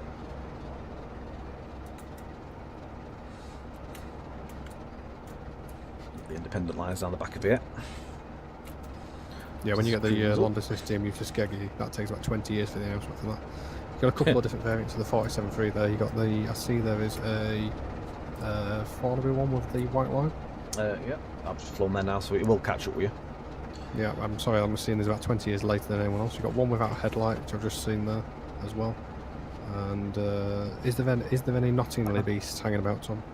I don't know. Good question. Which one would they be? 308, I think. 308. Oh, 374 there. Well, there's a Nottingham one. 374? What'd you gone Bow past down it? to 374. I saw that outside the shed at a rail freight level one. Oh, yep, I'm there. So those anybody that may remember, Nottingham used to have a good set of 47.3s back in the 60s and 70s before the 56ers took over. I'm partial to a good Nottingham 47. Petrolia. It's got a the nameplate, and it's also got a plaque underneath it as well.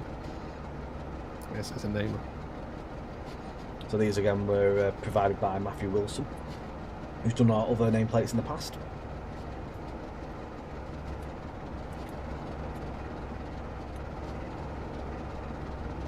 One's over there.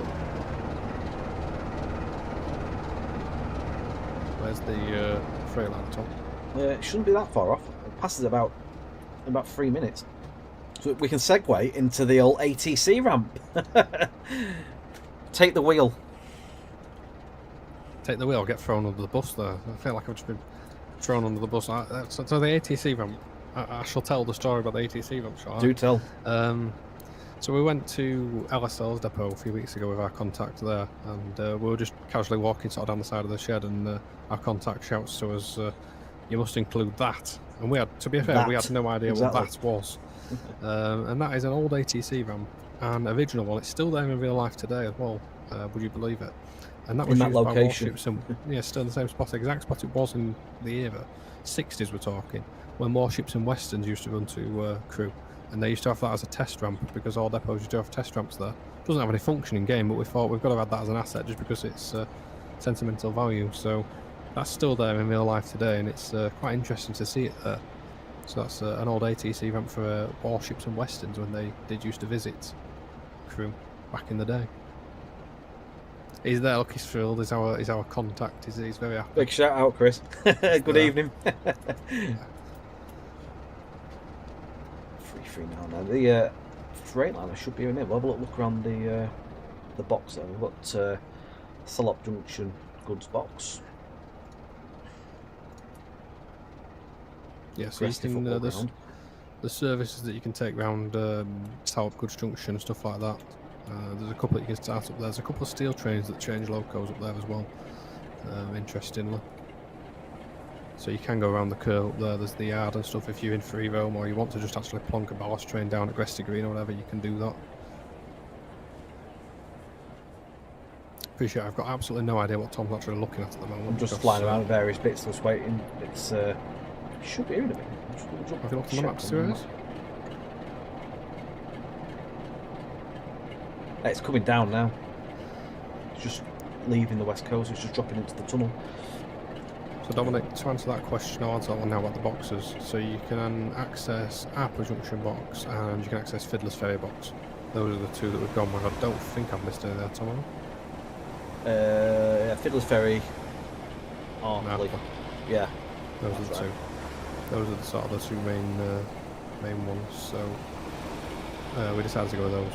Ultimately, because they're just, I mean, as you can probably see, there's so much custom stuff had to be made for this. Just simply did not have the time to do every one as an interior. Yeah, some of these Crewe ones actually, some of the Crewe ones particularly didn't have fantastic reference for them when it came to interiors, anyway. Did someone just yes, there are some Bedford Astra. Yes, there are some Astra ones. There we go. There's a couple there now, passing by.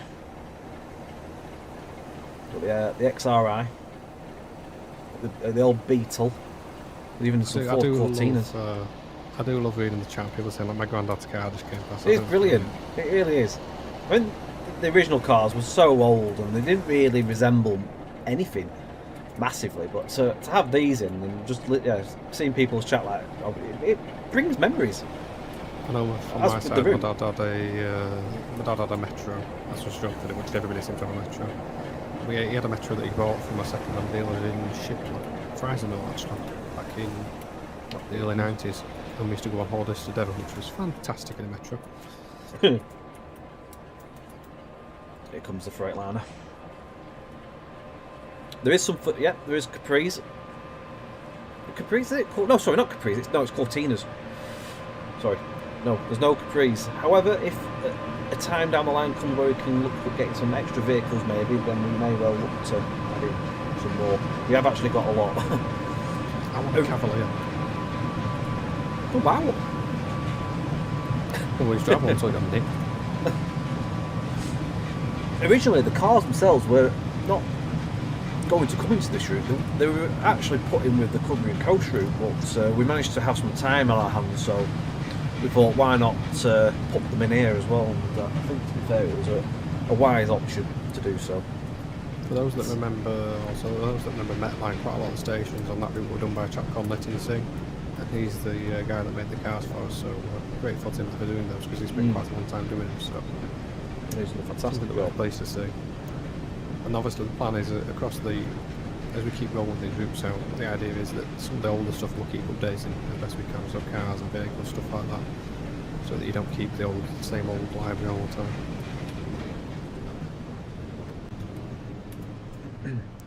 Maybe at some point we should do maybe when we want some more cars, we should put a post out on Facebook and do a little poll. See what top 5 are, and then do the top 5. Yeah. What we'll do is, I'll quickly segment this section where we just have a quick fly around at Basford. Oh, there's a Doppler there, there's a horn going. 47 backing back up. And then we'll do our next bit where we're going to do a bit of driving down to the electric depot. And we're going to do a bit of a cold start on the 47 as well. We've got the Gresty end of the route, so Gresty Yard, Gresty Lane. And the yards at the top end, you've got the Mornflake factory. Not called Mornflake. It's not called Mornflake though, for licensing reasons. We called it Moanflake.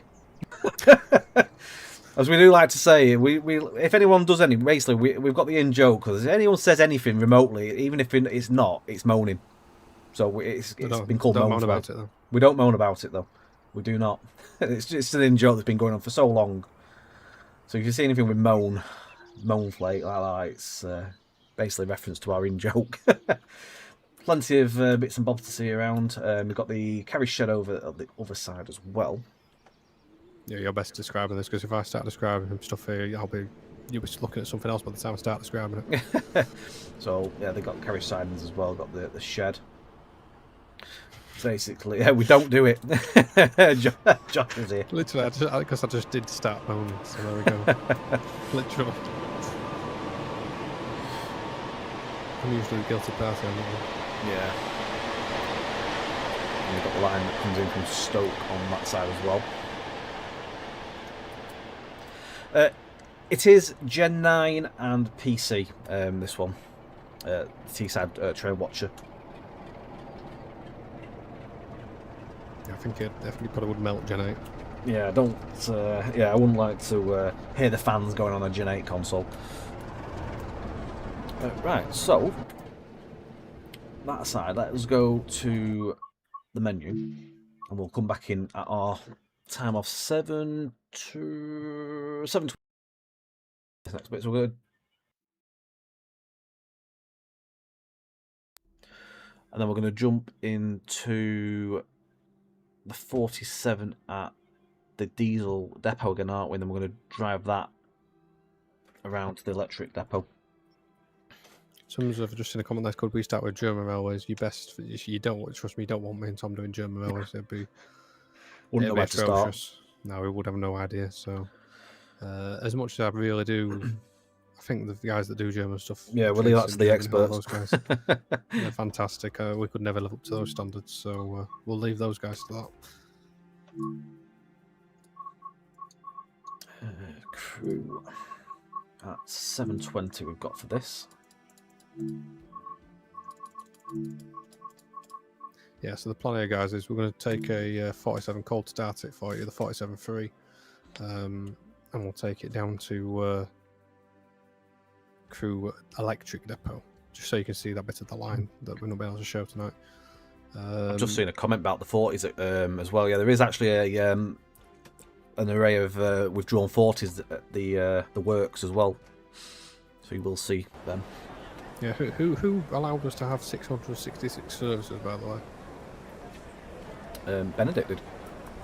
Oh, he's the devil then. So everyone can blame Benedict. Benedict is the devil. Bad Benedict. Bad Benedict. Probably won't be showing Deep Dale in this stream. I don't know. There's so many different areas that I think we'll be here all night if we end up trying to show everything.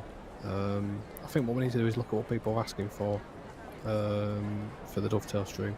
Because that's obviously going to show different sections to what we've shown tonight, as well as the main line. So I spawned at the wrong time here. What is it, 7:20? It is 7:20. It's meant to be in August and September. August. Sorry, apologies. Trying to think, the rail tour's not there. It's departed early. Railway Channel, yes, the 47.4 does layer in, yeah. So you'll get, if you have Preston, Carlisle, you'll see the 47.4 layering in. Or Blackpool. One job. I assume Blackpool. Benedict will correct me if I'm wrong, so just keep an eye on the chat. I think it's from Preston Carlisle where it comes in. Toby, we probably won't show Bickershaw tonight, I'm afraid. We'll see. But if it's not on this one tonight, we'll be trying our best to ensure it's on the Dovetail one next week. Yeah, anything we can't, it will. I will make something happen onto the DTG side where they can show or do something up there where possible. Some sort of menace in that. You make something happen. As much power as I hopefully can have.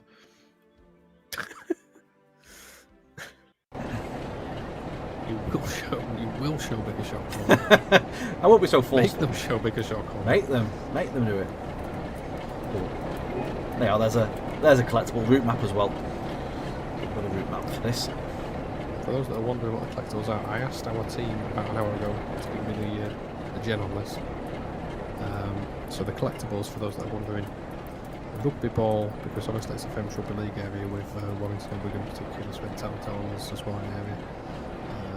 Mint balls, the Uncle Joe's mint balls, the pie bar as you've seen, and also the cabinets, as well as route maps. Some lovely artwork in the cappies as well. Oh, there's a pie bar. Lovely.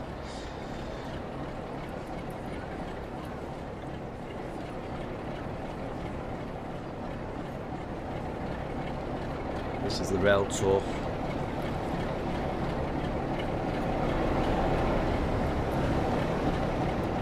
Veltor starts here in service and Tinsley Whopper it. heads up to Deep Dale to start with. What's the Tinsley Loco? I'm not caught up to the Tinsley Loco yet. 375. Oh, it is the Tinsley Loco, but in this area it wasn't the Tinsley Loco, yes, it did go on to become the Tinsley. It's got the old Tinsley snail on there, so obviously, as with any of these, you've got the decals and stuff specific to each one. That's what we've got coach-wise. Well, the 20s are just backing on. Yeah, the 20s go on to the back of the train here. Announcements. Platform 6, order of 7:32. Service to Lancaster. Calling at Hartwood, Warrington Bank East. Just cut me off mid if there's an announcement, by the way. There's an announcement. And Lancaster. First class is situated throughout this train. The buffet serving hot and cold refreshments is available on this train.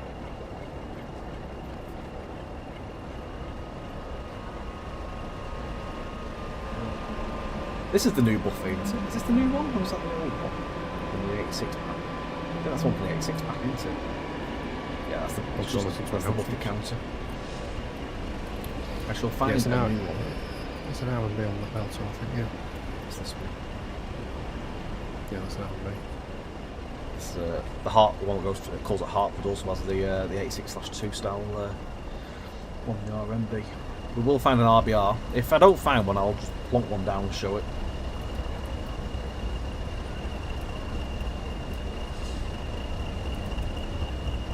Obviously, because if you have all the different routes that are needed, that's when you start getting all these wacky contests where you don't quite know what stock you're going to get on the service, because obviously back in the 80s they've plonked whatever they've got and made the consist up.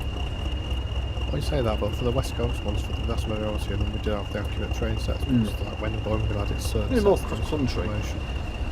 Yeah, the cross-country ones were a bit more mixed, but yeah.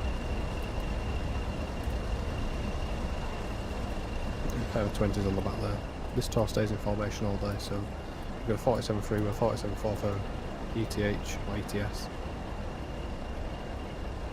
That's an R&B. If you want to go to the other end of the station, Tom, it leaves at 7:25. So if you go down platform 5, you can get a good view of it leaving. Was it 6? Sorry, I don't know what platform it is. 6. Yeah. 6.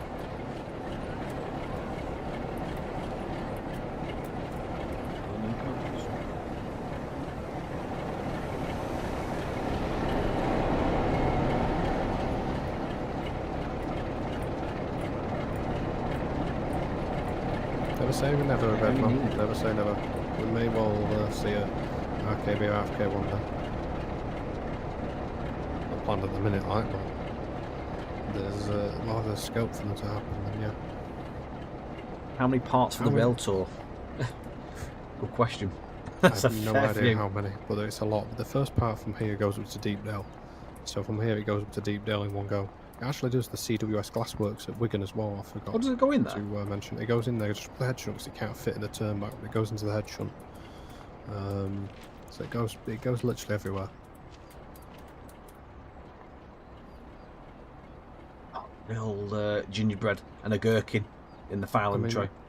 The rail tour leaves here at it runs in August and September, by the way. If you're in timetable mode or whatever, you can spawn it and stuff and see it in August and September. There's other rail tours at other times this year for different places. Just trying to see what actually returns.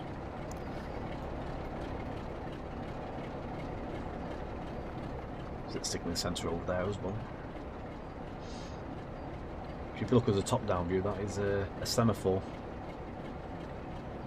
So the rail tour returns into Crewe at about 7 PM, and then it actually goes to Glasgow, so you can actually drive it then with the 47.4 back to Preston, and it finishes at Preston at 8 PM, so it's 11 hours. And it sort of sits around in odd places for 20-30 minutes here and there, but you got terminuses and the branches and stuff, maybe 15-20 minutes, but generally speaking, it's driving around pretty much all the time for 11 hours.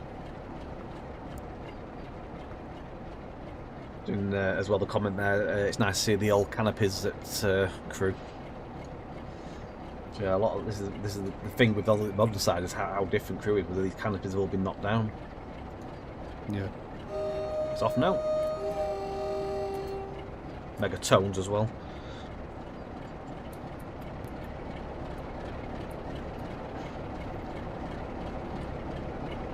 So yeah, it's in journey mode as well, the Velto, so you can pick it up on there as well.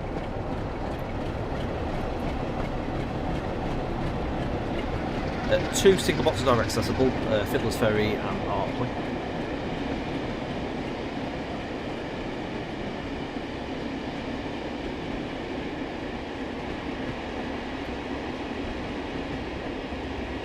There's definitely a lot of love for the 56 being needed.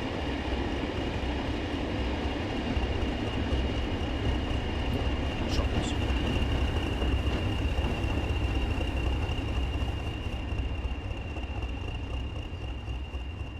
There we go. And that's off to do its thing. Where is that going for the first part, actually? That's straight down to Deepdale, so it's a nice long run down.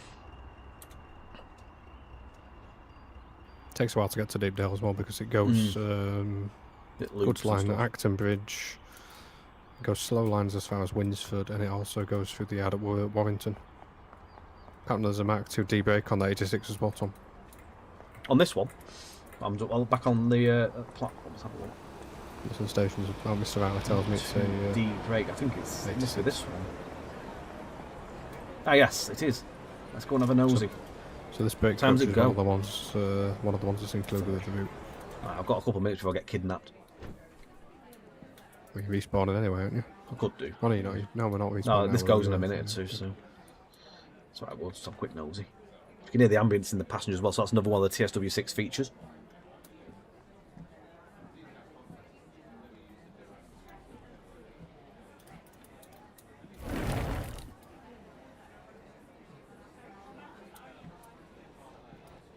Are there any accessible toilets? Not on the trains, but there is some toilets on the stations you can walk in. So you have to hold it in, basically. Yeah. Engaged. Bang on door, but they won't let you in. I'm going to jump off the train before I get kidnapped. Again. But that is one of the new coaches there. I'm seeing if I can spy any of the other ones. If you'll know if it's the newer coaches that come with it, because they have two fans underneath. Whereas the Mark II F has a single fan underneath. And I think the way I'm looking at these, I think the fans are on the opposite side from the actual platform. There's another one there, isn't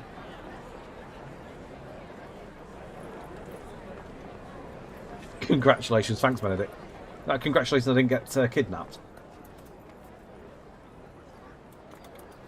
I think these are all the Fs on there. Right, what we'll do is we'll have a little nosy over to the depot again, and we're going to pick up a 47. Then we're going to do the cold start. So someone asked a minute ago in the chat, what's the cold start like on the 47 free? So we shall show you that. See if Callum's hidden any collectibles in these little huts at the station.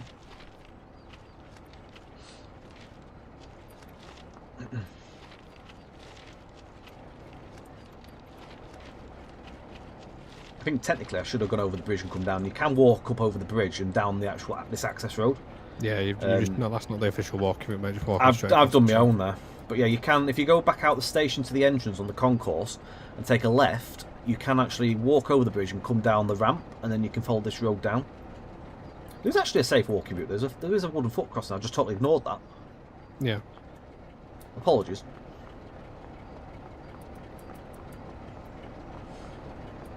Just pop back over here. There is 47 we can jump on. There is one that's due to leave in a minute, and what we do, we'll follow it out. I think it's the one over there. But it doesn't get in our way. By the time we've done the cold start and everything, it moves and it basically does its reversal. So we'll pick up this one here. We've also got the football stadium at the back there. Yes. And, I'll put those over there in a second. Archipelago was playing at this sort of period for them, so yeah, it's quite impressive to have it up there. Good football, right? Yeah, it was. So when you his career in Scotland. Yeah. Shetland's got it. No, it was what's it? The team from Ross County. Right, when you jump in your 47, there is tutorials for this, by the way, in training centre. So just I'll walk you through a cold start. But yeah, battery isolation, you need to close that, as I learned this afternoon. I had to nearly take my own tutorial because it's been that long. Your DSD is there. The Slash 3 has a DSD switch added to it now, so that is a new addition that wasn't on the 4. So that's been put in. And then obviously change all the switches as usual. So, key in. Plug into engine only. And you'll hear noises occurring. At this point, I'd have no idea on the technicalities of what the noises are. Well, it's I think, I'm not sure if it's basically it's priming itself ready as the electrics, you sort of hear them humming. So, engine start. So, ready.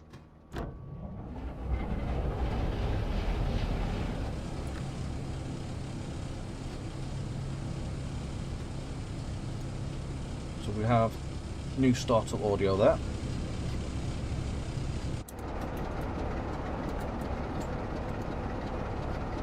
Triple pump, Mr. Ellis says. Is that what the triple pump is? Right, thank you. Slow speed controller as well, that's obviously a new addition. So that is this. I've got the sheets when you've gone through this bit. Yep, not a problem.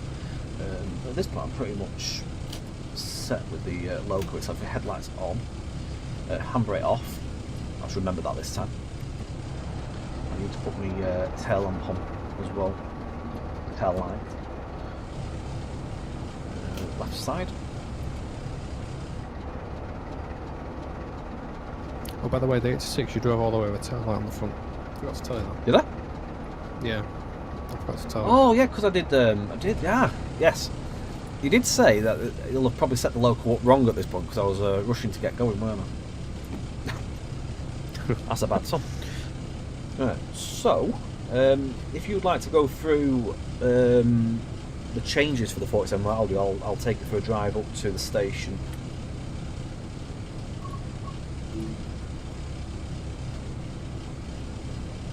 So the bosses. Oh, I'll let you guys listen to this to start with.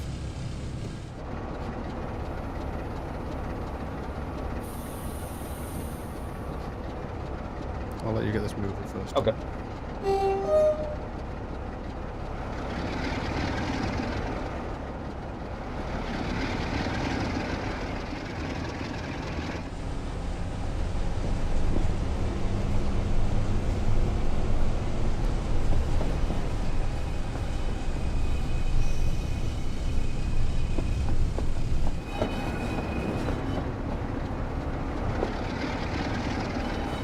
There is diesel smoke. It is there. It's just with the lighting, it's hard to spot it. Actually, back sort of view. There you go. You can see it there, just pluming out of it. Yeah, so as you'll notice, most of the new sounds and stuff you'll find are actually in the cabin up there. There's quite a lot of different sounds in there. Especially if you drive the two of them next to each other. If you drove a 47 Ford and drove this, you'll find that there's quite a lot of sound changes in there. I'll go through in a read through all the different changes there's been for 47 and all the different additions that we've added for it.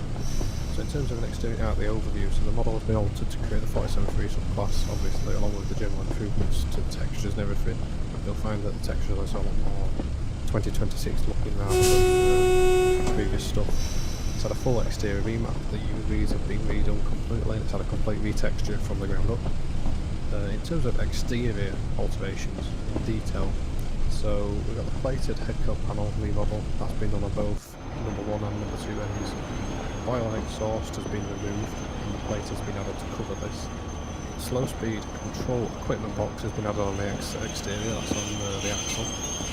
ETH equipment has been removed from the buffer beam, obviously, because these locos didn't have electric train heating, they were purely for freight work. They did drop on some passenger services, and you will find them very, very rarely in the timetable. You'll occasionally see a 47-3 drop on a passenger train, just like in real life, but it's very rare. They didn't have the electric train equipment to work these services, so it would have been very hot in summer. The brush built specific details such as tail light rotation, horizontal, large centre support on the buffer beam and stuff like that, per specific locos. New exterior variations. So in terms of the new exterior variations, you've got the ones with and without the high intensity headlight. I've seen one of each of those, I think, in Crewe Depot. You've got the larger centre tanks, either on or off. Cant rails. Some locos had the cant rail stripes, the orange stripes across the top of the locos. Some of them had them in this period, some didn't. Some per loco basis, based on photos from the year 1987. We've done those as applied, as applicable. You've got the flush end on number 2 and number 1 end. Again, that's all based on if the real loco had it. Mostly it was when they've been crash damaged. Depot specific markings, we've got those for Thornaby, Stratford and Tinsler, as well as new nameplates you've seen Petrolia, which is one of these.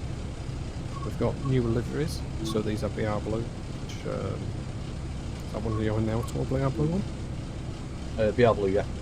Yep, so we've got BR Blue, we've got BR Blue Stratford, the Stratford variant. BR Blue, I think that's with the white roof, and then the BR Blue Thornaby variant, which is like the white stripes and stuff. And you've also got Railfreight Grey, which you've seen on the depot. In terms of cab art, so the overview of the cab art changes and stuff like that, we've altered the model to create an accurate cab for the 47.3 subclass, along with general improvements and either corrections, generally bringing it up to standard again, much like the exterior. He's had a full cab, remap of the UVs and a complete retexture. Bulkhead, the TPWS isolator has been removed, the AWS air horn has been added, and the slow speed control on-off switch has been off. Slow speed control obviously is crucial for working the coal trains into Fiddlers Ferry power station. The cab door has a new open and close animation as well. The driver's desk, so the driver's switchback proportion and layout has been corrected to be the real proportion to what it should be. Tail light switch proportion and layout has been corrected again. The correct straight air brake control has been added, correct driver's fault panel added, train heat buttons removed because again it didn't have a heating equivalent, anti-slip button has been removed, the fire bell test button has been added, the overload reset button has been added, the correct gauges have been added, slow speed control equipment has been added, speed set, switch and the gauge to accompany this, window heat strips and stickers have been added, and the head code portal has been added as well. In terms of the audio, so introduction of new audio along with editing to existing form. Sorry, I'm reading that by absolute word salad. We've introduced new audio and we've also edited what was already there to make an overall upgrade. In some ways, kind of quite subtle. If you drive the two side by side again, you'll see the difference. Exterior, we've got new idle sound. Edited the start and strip down sound so it's more clean and nicer.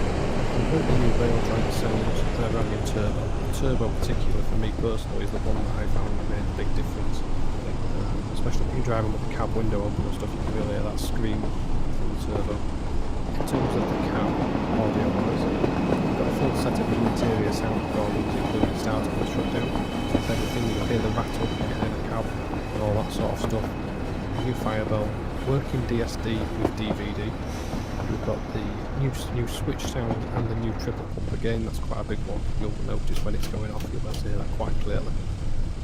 In terms of semigraph changes, we've obviously added the speed set in 0.5 increments from 0.5 miles an hour to 3 miles an hour for use when unloading and loading coal. In terms of one final thing I'll just go through is the nameplates, but I will also share the sheet that we put in the InDev. If you go to our website and check the InDev page, there is a actual sheet in there that gives you all the names and stuff of the locos that we can use with the routes.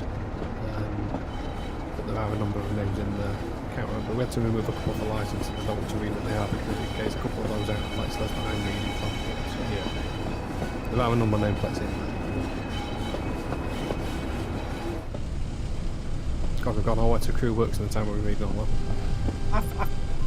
I think we've managed to do, while you've been reading it, I've been obviously showing at the same time. I think it was pretty well done, that. It's quite well for us. There's an 86 coming out of it as well at this time, quite well. There'll be a loco change going on somewhere at Crewe. What you'll find is when you do your passenger services where the diesel will come on, you'll take your electric loco off and then you can actually bring it into the depot up here. If you like to do like continuation of services. Now in this area as well, the access to the depot was over that bridge that we're going under at the moment. And if Tom can actually show you the famous eagles on that bridge. Sure. The bridge is known as Eagle Bridge and we've actually got the eagles on it, which was quite cool. There's a local off shed there, you can see. Yeah. I'll show the Eagles in a second. I'll walk up to them. So yeah, this area, the access point into the works was to go down the back of the depot, down the left hand side, and then reverse and go over the top. And now Gray, you'll be on Mr. Alex Riley there, Alex Valley 035, you will be on the hit list now. He will take great offence to that, I'm afraid. I'll do a quick shutdown as well, just so we can listen to the sound, because when the engine obviously winds down, you hear it ticking a little bit as well as it ticks over. So obviously just take the reverser off and shut that off. Just shut the brakes off. Obviously once the brakes have dumped all the air, I like to have a fight with this brake handle. Come on.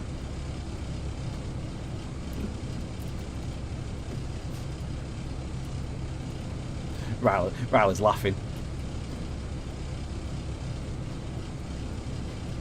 I don't know why I have such an issue getting into a shutdown. It is mainly you that have such an issue. Yeah, I do. I'll leave it there. Right, we'll turn it off. Right, ready?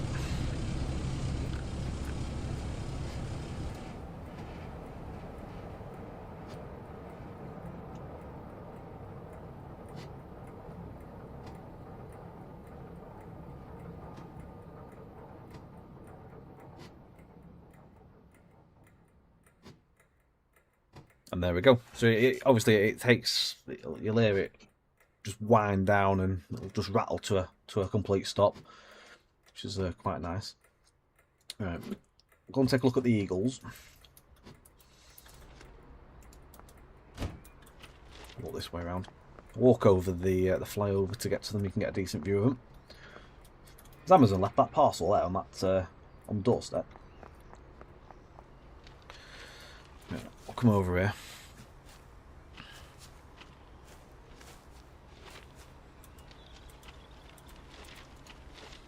Use the keyboard command. Benedict's saying use the key. I can't use commands because I'm not in development branch. There's no chance of using tilde. You meant for the brakes. Oh. Is there a key? I didn't know there was a keyboard command, to be fair. Unless I'm being fake. So here are... You could have stayed in the local and just flown across to I it. could have done. There we go. There's the Eagles. There's one on each side.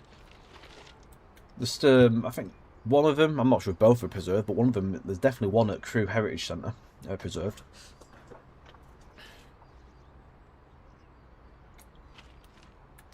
Yeah. Marching sculpted those by hand, which I actually learnt today. It's really, really cool. And alongside it, obviously, is the works there. And a bit further down is obviously where someone said earlier, this way down for expensive cars. That Rolls Royce was up there. There's a 47 coming actually, which I'm assuming that 86 that's just left here must have gone ahead to meet this, and it'll take the train onwards to London Euston.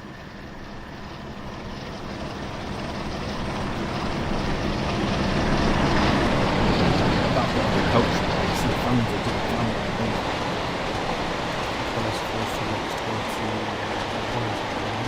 Yes. Yeah, we're going to drive... no, we're going to go on foot first and then pick up our train. So I'll have to go back to menu to this to make sure we get the right time.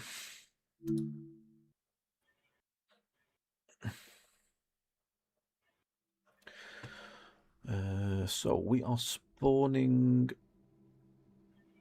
at 7:20 at Warrington. It's good to spawn all at the same time because we know where we are. Right, 7:20. We don't have to do a specific month for this.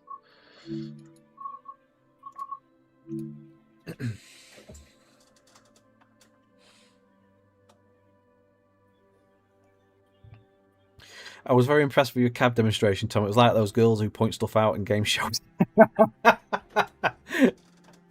I'm glad they did a good job of that.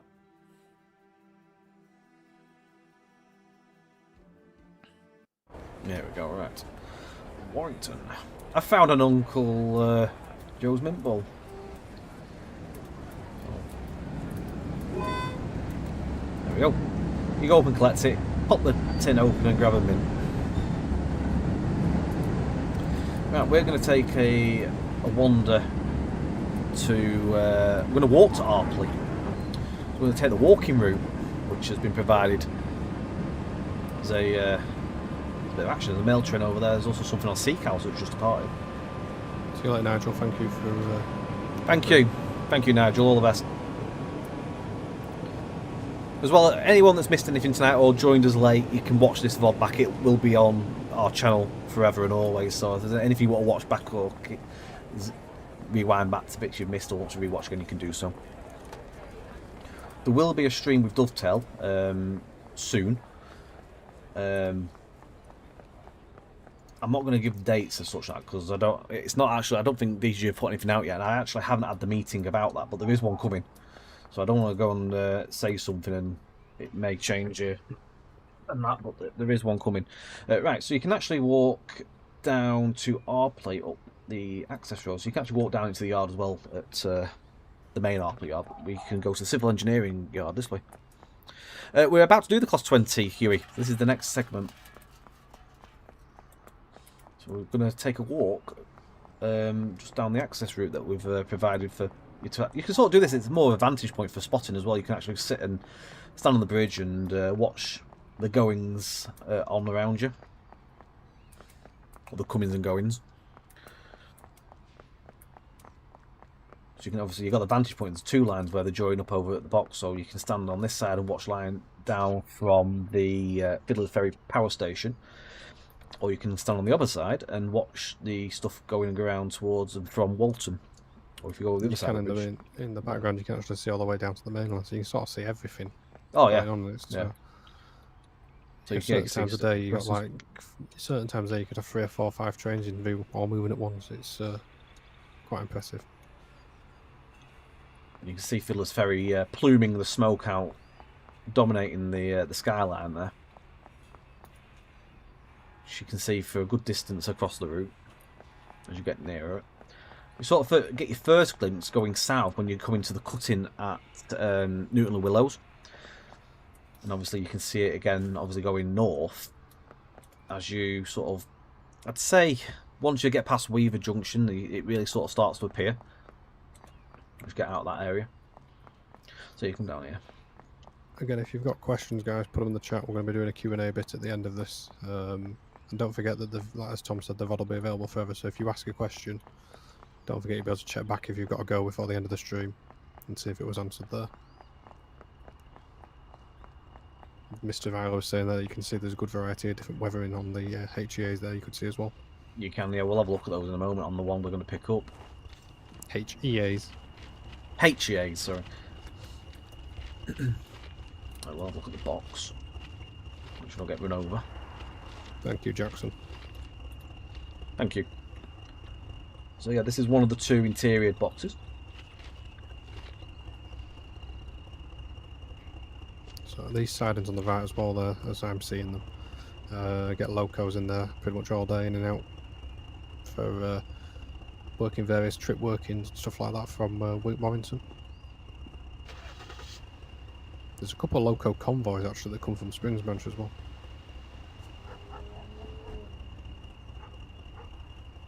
Well, put it this way, Mr. Haig, Benedict had bright orange hair at the start of this route, and he now has grey hair. Poor Benedict. Fix the cabinet as well. It's a fun box to just stand around and pass the time away in there. There's always something going on here, whether you see stuff coming in out of the civil engineers or doing a run round or passing by and going to with the coal wagons. Obviously you'll see stuff going off in its respective direction. Yeah, it's just nice to come in here and watch. Or just stand, pass time. With the answering about the timetable there, it's been I've been way too ambitious with writing the timetable, so it's been so hard for Bennett to actually put it in. But to his credit, he has put pretty much every single thing I've asked for to a T. It's amazing to actually see if you sort of stand around and just sort of let your imagination take you away. You can really, at certain points, really think you're in the real life. Oh, it definitely transforms you there. Definitely. It's very, very immersive. If only you could smell the diesel. But that's all it's missing, is just the smell of the diesel. For locos. I did have the price. I'll price it. So I'll go with the price and I will go over it again as well. So it's releasing on the 18th of June. And that's for PC, Xbox Series X, Series S, PlayStation 5, the Epic Games Store, and Steam. Crucially, guys, the Just Trains website, we have a limited number of keys going on there. Please buy from us. Just for us, it's just better because we basically get the money straight away. We don't have to wait 3 months for it. So we'll really, really appreciate it if you buy off our website. Just it makes it a lot easier for us financially. So we'd really appreciate anyone that buys it from us. You get a Steam key. Let's put that straight in Steam. It makes no difference really. It basically has about 2 minutes onto your day. So we'd really appreciate you doing that. In terms of how much it costs, £29.99. In euros, it's $35.99, and in dollars, it's $39.99. Again, that's out on the 18th of June. Xbox Series X, Xbox Series S, PS5, Epic Store, and Steam, and the Just Trains website again. I'm going to push that one more time. Please do buy off the JT site. Please do. We are down at Latchford.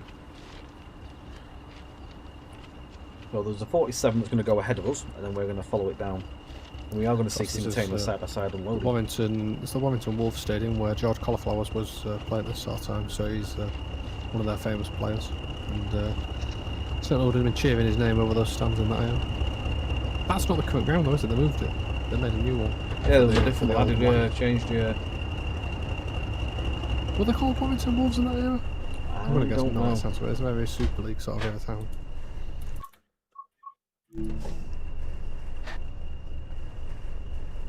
Now, I don't know if you want to use this time in a moment, because we don't leave here till 34, so we've got about 6 minutes to cover some bits and pieces, or we've got to do all driving or unloading, which it's up to you. Whilst you're talking about what, the 20? Yeah. Well, don't make it so it's so loud. Maybe stand a little bit further away so people can hear me. I'm inside here. I'm sat in the cab at the minute. Here's a second. Just checking the sound levels.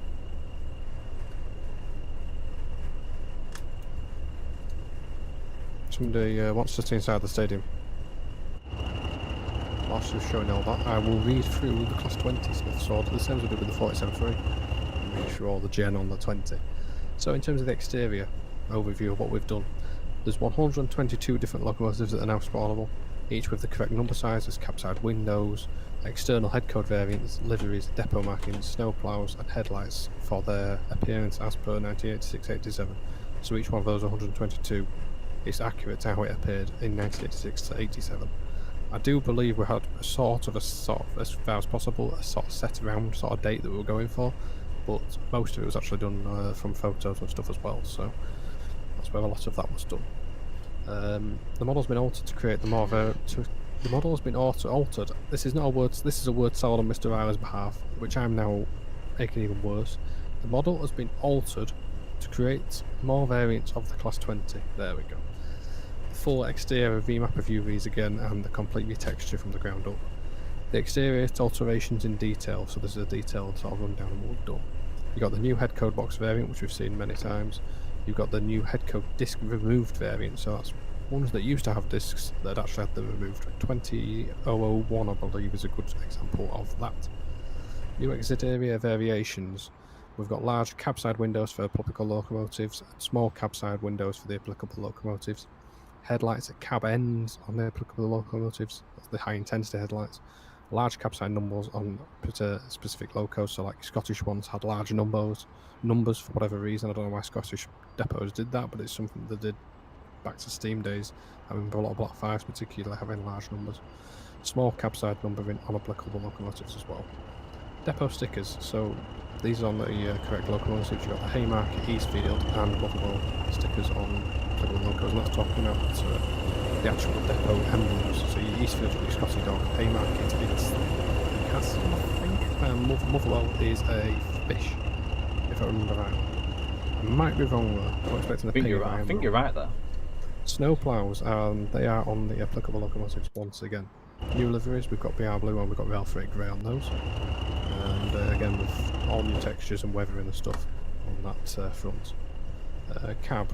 So in the cab we've made the following alterations. Slow speed control covers has been added to the nose end driver's desk, so that's the opposite one to what... No, it's the right, it's the one that you're on, isn't it, Tom? What was that one, sorry? I was just playing so with the slow speed, brilliant. Slow speed control equipment box added to the nose end driver's desk. And it's also been added to the blunt end driver's desk, so it was completely pointless me asking you that. Yes, show the slow speed control equipment. So you've got the switches are on the bonnet end, where you go and turn it on as well, and then you've got the little box on the flat end there, the little box where you do the control. But there's also a gauge down here as well, which basically shows you the speed that you're working to. We're going to demonstrate this properly when we get down to Fiddlers Ferry, so I'll show you how to turn it on in the order and what you need to do. So we'll come back to that in a short while. So you obviously got the small cab window and side windows and the large cab windows as well, and the head code variants, various different styles, had different lighting panels because of the way the lights had been moved around between the disc variants and the head code variants and stuff. So the light panels in the cab reflect the correct version that you're driving. In terms of audio, so we've made we've made sample changes to the existing audio to improve it overall. With in terms of exterior, new traction motor audio blower sound and new blunt end horns. If you give a little horn demonstration when I've done this, Tom, don't do it now. We'll do it. Yeah, that's fine. We've got new nose end horns, and the blunt end horn includes the third tone, which plays at random. That was as per our real life reference loco. When it went between the two horn tones, it sometimes plays an extra third one randomly, so we have included that. The fan sounds are altered so they can be heard at distance, and that includes frequency degradation. Very posh words there from Alex, which I know nothing about, but sounds cool. The cab, we've got new blunt end horns in the cab, and those sound pretty cool again, you'll hear those. There are services as well that you can drive blunt end. So we've got some trip workings where you can actually get to drive the 20 blunt end. The longest of those, I believe, is the Deepdale trip from Warrington, which you can actually drive all the way with blunt end leading.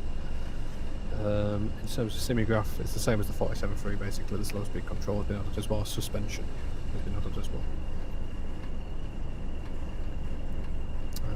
You can do your horn demonstrating there. Okay. We'll do it on this end first. So go with.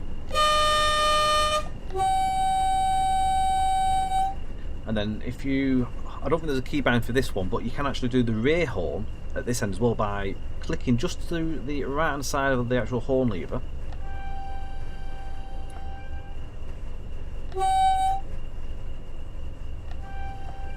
There is different samples as well, so if you do it a few times you hear different horns. Get it to do it. It won't do it now, will it?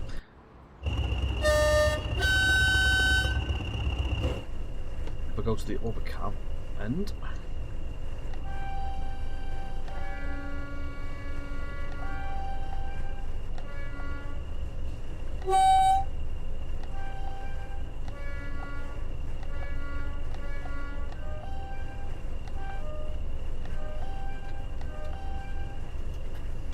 in this side, So I'll do a quick burst, it'll make it do the I'm not starting to load. Do a quick blast to get the third horn. Yeah, I've got it.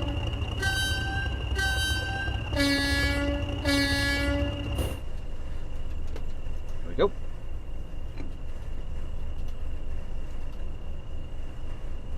Oh, we've got the vote. No, we haven't. That's a bold claim. Wait for a moment.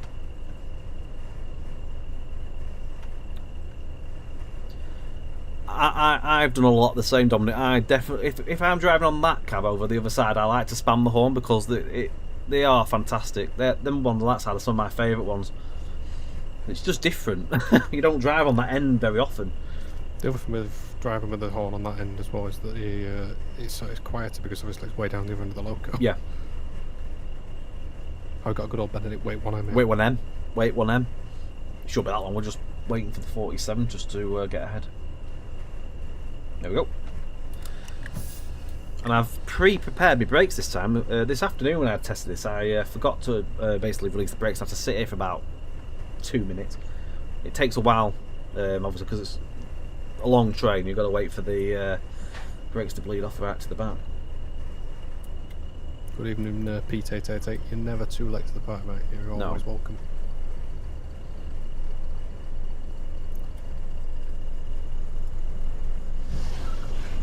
No plans to update the Class 47 cab height at the moment, Robert, but we'll take a look off stream and see what's what with that.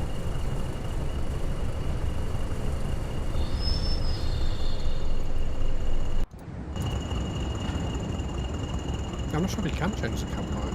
I don't know, Mr. Rao is the one that has to reply to that one.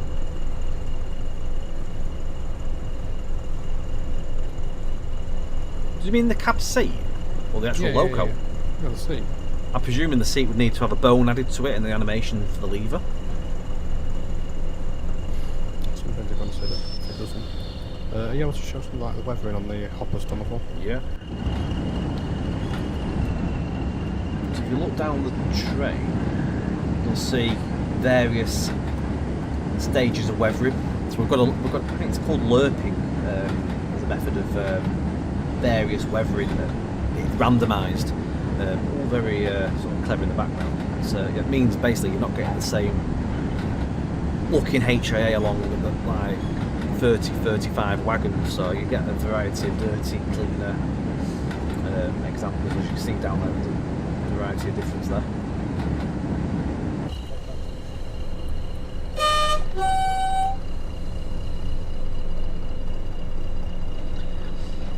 So Raleigh just put in there, so the seat isn't adjustable currently, but it can be reviewed on 47. It's not to promise it'll happen, but if there's ever a chance, the possibility that we can obviously go back and revisit these things, even if in the future where a 47 is maybe revisited elsewhere and stuff like that, we can always look at doing stuff like that, and if there's a chance to back engineer it into things and there's time for that, then again, if there's a chance to do that, then you never know.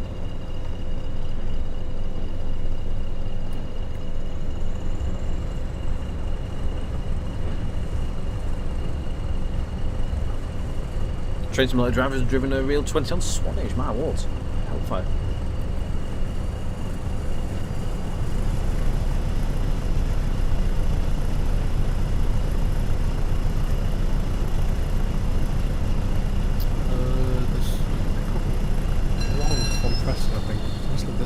The way we've done the times and stuff is based on real diagrams. So yeah, you can drive one from Preston away from there as well. There is the MGR with the Class 86 as well, that goes north. Oh, there is an MGR that goes out of Crewe with 86s. That was an interesting looking code back. Yeah, cool. All the way up the West Coast main line. So that's an interesting one. Quite, it's different. Yeah.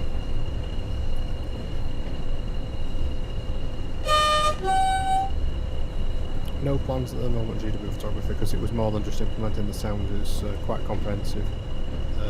What we did is a number of weeks' work that took place. So we'd have to cost it obviously because obviously it takes somebody away from, that takes Alex away from the work that he's going to do, makes us new money. So no promises on that. Maybe. He changes the train over there, some cement tanks and HAs going into the station. The 20's not on strike. We're just watching the grading because it drops down here, so if we put too much power on it, it gets away with itself rather quickly, as I learned this morning. It's 20 miles. To be fair, it's actually quite slow for the first part of this section of line as we go into the station. It's 20 mile an hour for a fair distance until we get past Monk's Siding. Yes, the transporter bridge is in the background. We'll get several views. We'll get some views of that in a moment as we skirt around through the soap factory area.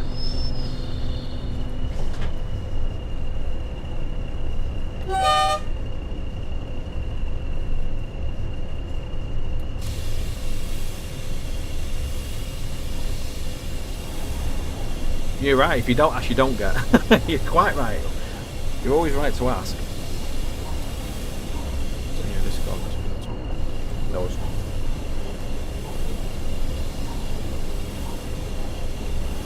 Okay, so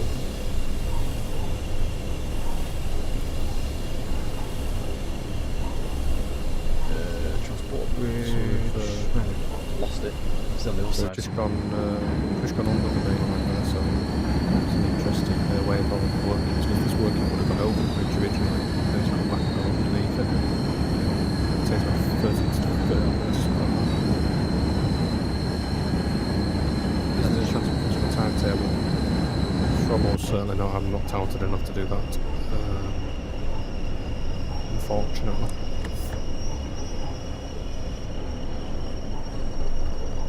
Hopefully, I always hope that somebody's going to make some sort of timetable that actually you can sort of read through, but the spreadsheet goes on for hundreds of fields and take forever to read through. It's really, really long, isn't it?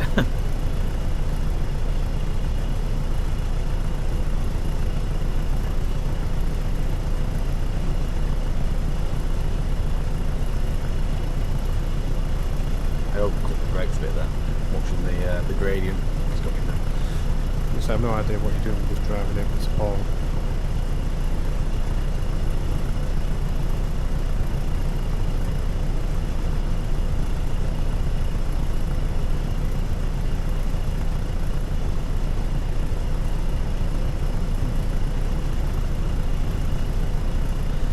Timetable wise, yeah, it matches up with Carlisle Preston.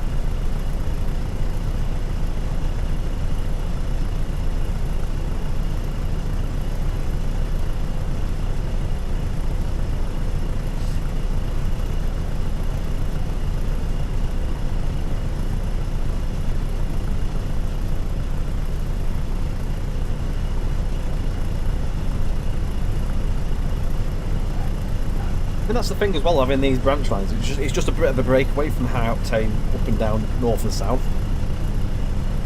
It's nice to have a little tootle around. How do you get to appear as a ratio rather than a percentage for the gradient? It's in one of the settings in the game. I can't remember which category it's hidden in, but there is a setting. But you can set it either automatic, percentage, or ratio. It's getting going now.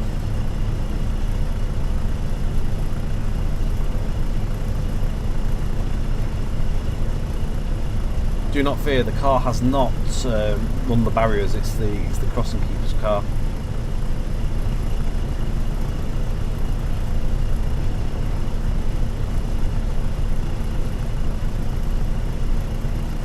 Yeah, there's a couple of offset signals on this section as well. On that section down there. Evening, Ryan. We're very well, thank you. Hope you are. Thank you for joining.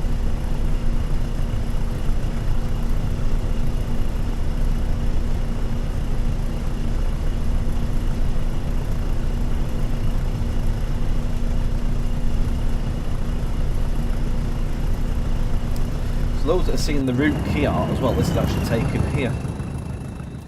The actual main artwork is sort of this angle here.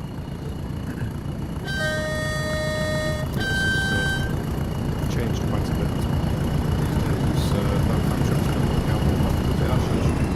This was, yeah, there was a siding down the back of here where these fences are. This was a steel factory, steel mill, and I think these houses are probably built by now. I was quite impressed. I was quite chuffed by the time I put this little housing estate together. It took ages to walk that. Yeah, definitely a lot of change.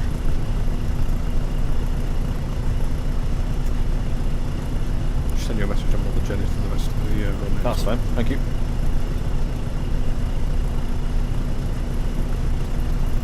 So the plan, guys, is is to go into the power station, show you a little bit of the slow speed, and we want to do some question and answer, and finish off with that.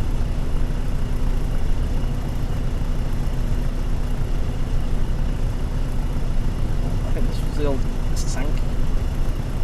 I'm sure it's Sankey. Or Sankey Penketh. Oh, I think Sankey Penketh's on the other line, isn't it? But it's Sankey something here. There's the old disused station there. There's a couple of disused stations knocking about. There's like 2 on the Haydock line as well. Get to see. One for where the race course was. Well, the race course is still there, but the old platforms for like excursion trains that used to go there, and one at Ashton Bakerfield, I think it was.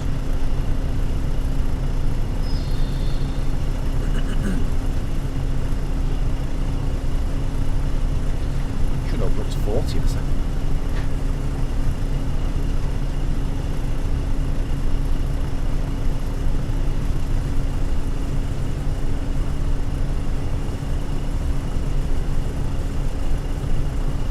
There we go, we can see the power station.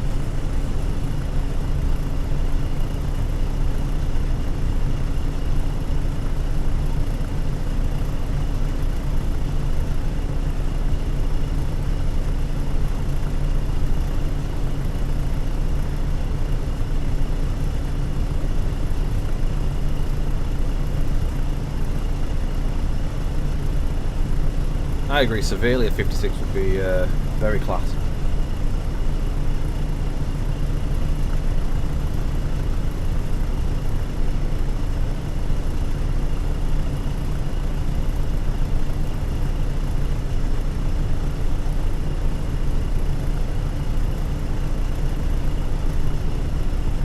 Probably the same construction team as them out on the road on Blackpool branches. One day I'm going to surprise everyone. I might have to revisit the route and actually put a freshly laid tarmac road there.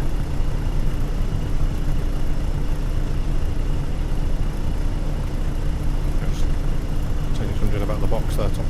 Yeah, I'll have a look. Yeah, it's the one with the interior up here, isn't it?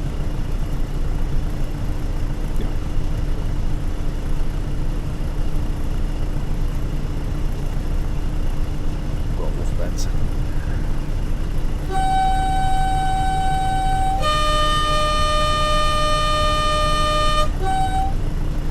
Not sure how common the 58s would be. But I don't think 58s did Fiddlers Ferry, did they? I believe so. The terms were crewed by the terms of the 56s, the ones that we got 47 on, they would have been Healy Mills 56s that came across here on those workings. And there are Healy Mills workings have obviously included because it would have been empty without them. In some respects, it would have been empty, but we wanted to have them in there nonetheless. And that adds in 5 MGRs in each direction, I believe it is.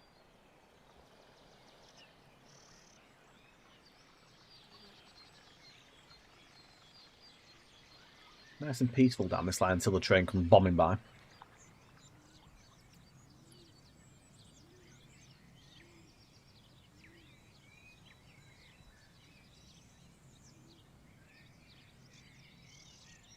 This is the other box with the interior.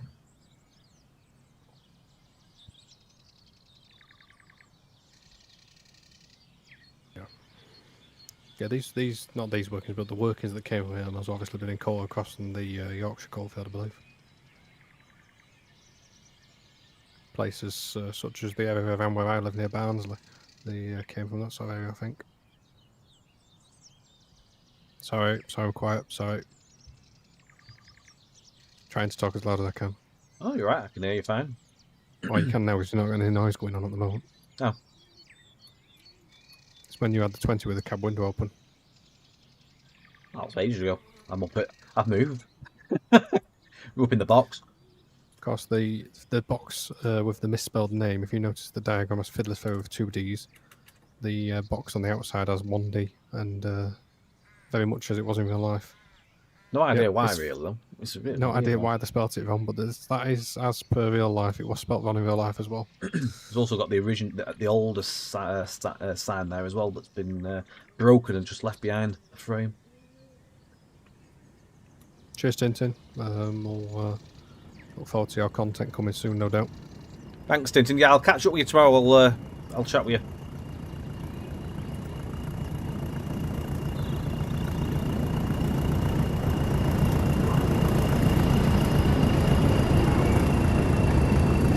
We've come in here a bit, aren't we? I think I might have made a boo-boo there. Yeah, it's not worth 15, is it? No, well, don't start throwing brakes in now because it'll take forever to get the brakes off. We'll get around and then we'll get to the unloader and have a look. Jesus Christ, how are you getting so fast? I don't know. I was too busy looking at the box. Just a tad quick. The brake says you'll come to drive, and there are some cripples on the side of there for anyone who's interested in what those random HAs are doing. Anyone that gets to drive these, you'll realise how long the brakes take to release on a long train, so won't recommend braking too much at this point. You'll be We'll put some in shortly. It's an MGR speed. It's a speed run, is what it is. Yeah, they were seeing how fast. Also, it's nearly 11 o'clock at night. We haven't really got time to go around all this entire section at 15. To be honest with you, I was anticipating, to be honest, we would be done by 10. So we've certainly done some blabbering. We have. As booked. Yes. And I wonder if you are able to watch the VOD. There is a bit of gen on the 20. I've had about 20 minutes ago actually. I don't know if you can wind the stream back a bit. So when we were stood at Latchford Sidings, I went through quite a lot about the 20 and the sound changes and stuff. I won't bore everyone else with my monologue again. So yeah, it's the part where at Latchford Sidings. It's about trying to see how far into the stream would it be.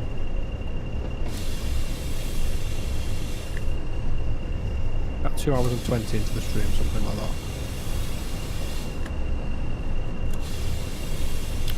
Ryan Trackside, I'm not in control of the Nightbot. I know who set it up, but I think if you use caps, it's probably gonna. It might tell you. Auto-bot you for some reason. That seems a bit strong to me, but yeah. Yeah, I'm not sure the settings are doing it there. Not done Haydock tonight. We'll be doing Haydock with the DTG stream. We'll show some up there. Trying to like drive, I'm sure me or Tom would be interested in that. Drop him a ping, and if it sets up, we can do. Yeah, certainly.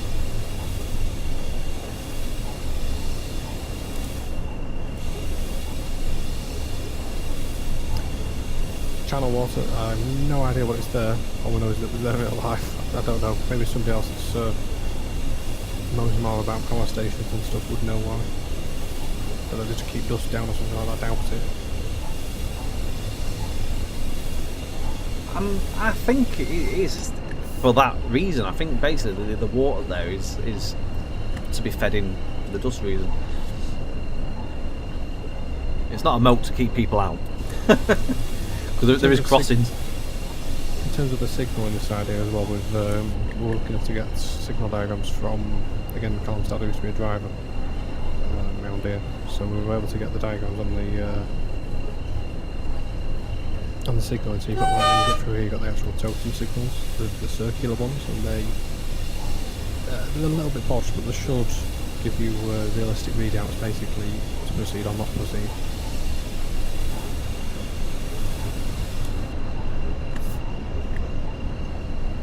You can see the heel mills rake is still in here, so you're going to get 2 trains in here at once. Which isn't the case all day either. You don't always get 2 together as such. Sometimes you might just get the 1, some do do. So you might come out of one sort of finishing. So these 2 workings that are in here at the moment, the one that we're on is due back out again at 8:30. The heel and mills one isn't due out till 8:45, so the one we're on actually goes before the one on the right. And then the next one after that is 9:40 again. That's another heel and mills turn. These coal workings, they came from the Bickershaw and Parkside ones came from the trip notice of 1986 in the area.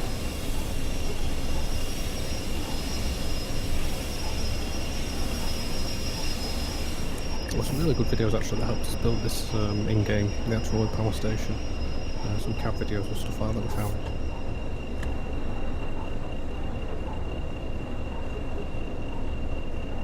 What I'll do is I'll just pull the loco in a bit more than you would do. What you'd do, you'd stop at this stop sign here essentially, and then you put all your SSC equipment on, but we'll go in a little bit further, otherwise it takes ages to obviously bring the nose in.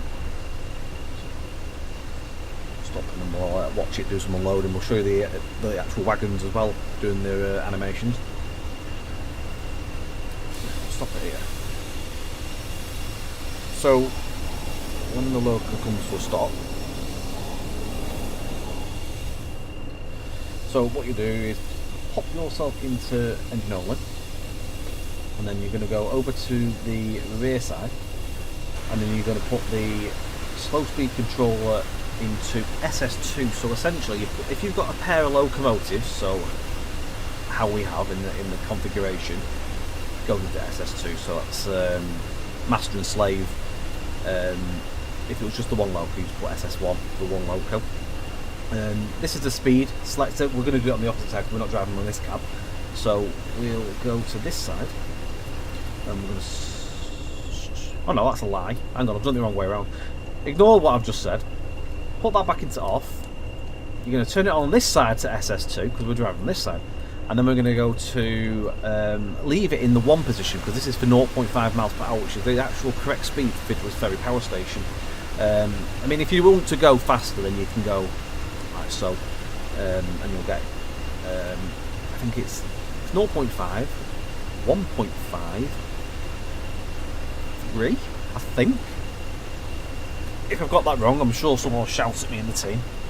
But technically, you'll do it in 1. I think for the purposes here, I'll put it into 2, actually, to be fair, just to give us a little bit more speed, just to get going. So, into forward, release the brake, give it a second, brake come off, and what you'll do, you're going to put your power handle into slow speed position, and you'll see that the amps are building up to where they need to be, and then you'll see that it's 1 miles per hour that we're working to, sorry, not 1.5. So it'll stay at 1, and then the amps will fluctuate to keep power. And what it also does, you'll find that you get more amps built up when you've got a heavier train, but as the coal is unloaded, the amp power actually dies off, so it's not needed to use as much power to get the actual loco moving. So as you get further along, you'll see the difference in that. Now if I get into the correct camera position, I think it was this one, we need to get in here. So no, it's not. Because number 3 camera moves you along a bit.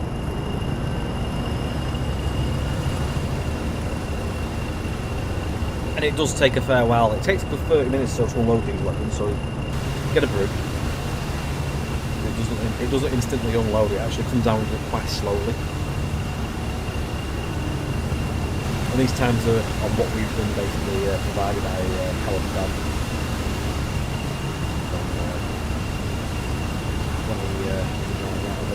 I'm not sure if Mark's fallen off his chair, we might be attending to his numbers at the moment, but I'm here. I was letting you were in full flow there, mate. Oh, that's fair, thank you. Thank you. No, I wasn't flow there. I was late, but I had nothing suitable to add at that moment. That's alright.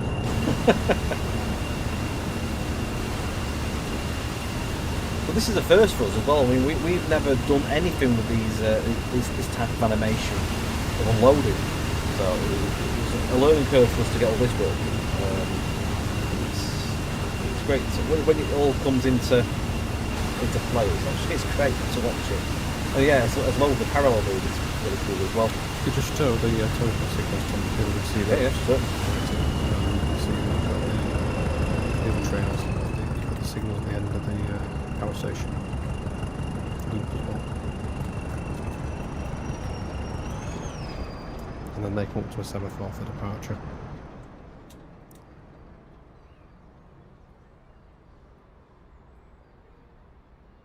said before, is just at the end of the yard down there, basically back onto the line where we came off at 30 mile an hour nearly.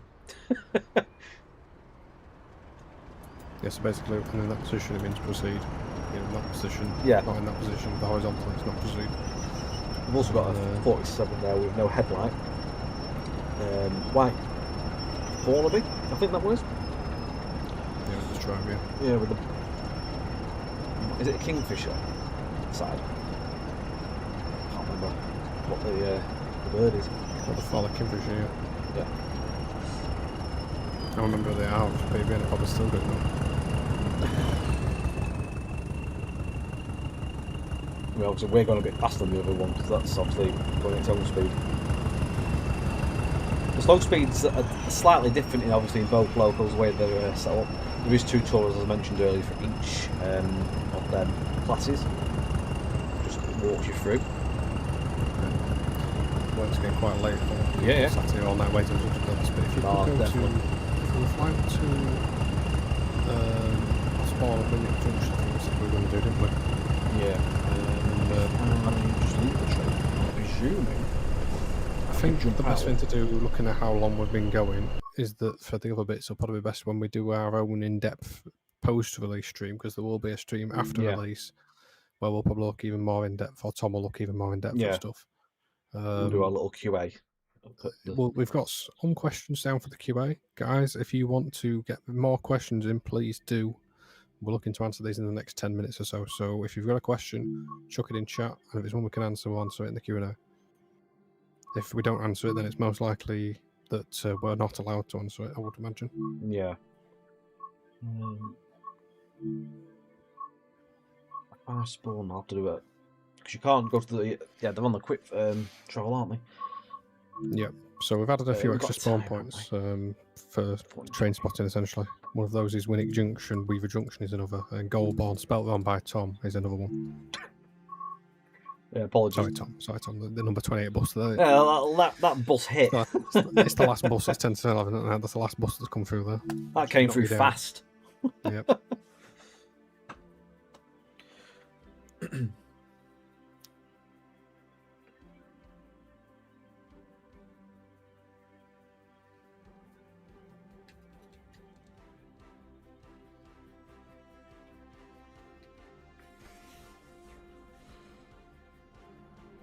Neutral Billows on Earlstown are playable. Yeah, you can go to them stations, and you can actually drive paces between Warrington and Newton and call it Earlstown on the way. Winnick Junction train spotting.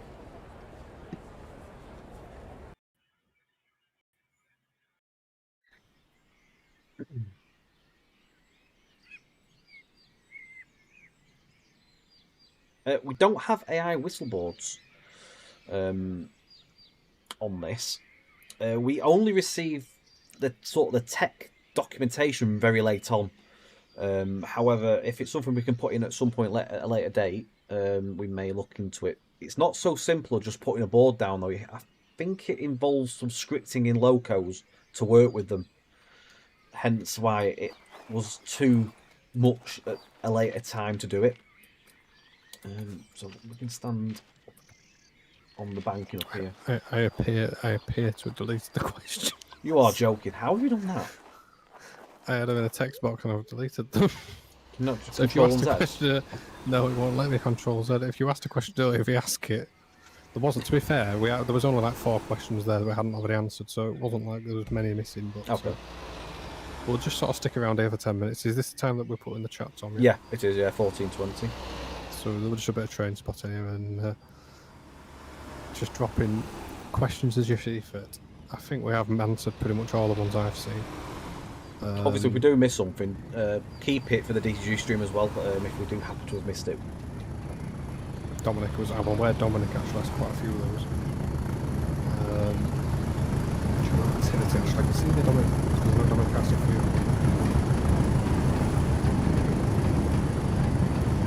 Dominic has asked, are there playable non-stop expresses through Crewe? Can you stand the moving direction? Unfortunately, you can't drive the ones that are non-stop. They gauge doesn't allow that. We didn't want to have people standing from trains that were stopped in the up, down fast or whatever, so you will see them go straight through Crewe. So you won't have to get on them.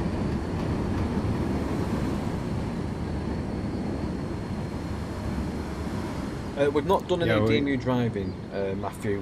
We've seen them up and down, but there's not been any driving on DMUs. We've focused on the new locos and that tonight. One question Benedict's reminded me of is how did me and Tom split the route building? As I said earlier, we split it at Acton Grange. In terms of how, because obviously we both build scenery. Usually we try and split it as evenly as we can into the middle of the route somewhere, at a logical location. We do have pretty similar route building styles, so that obviously works in our favour. And Tom generally will go back and work on some of my section to bring it up to the same clutter levels and stuff as his, if I've already moved on to a new project or stuff like that. Yeah.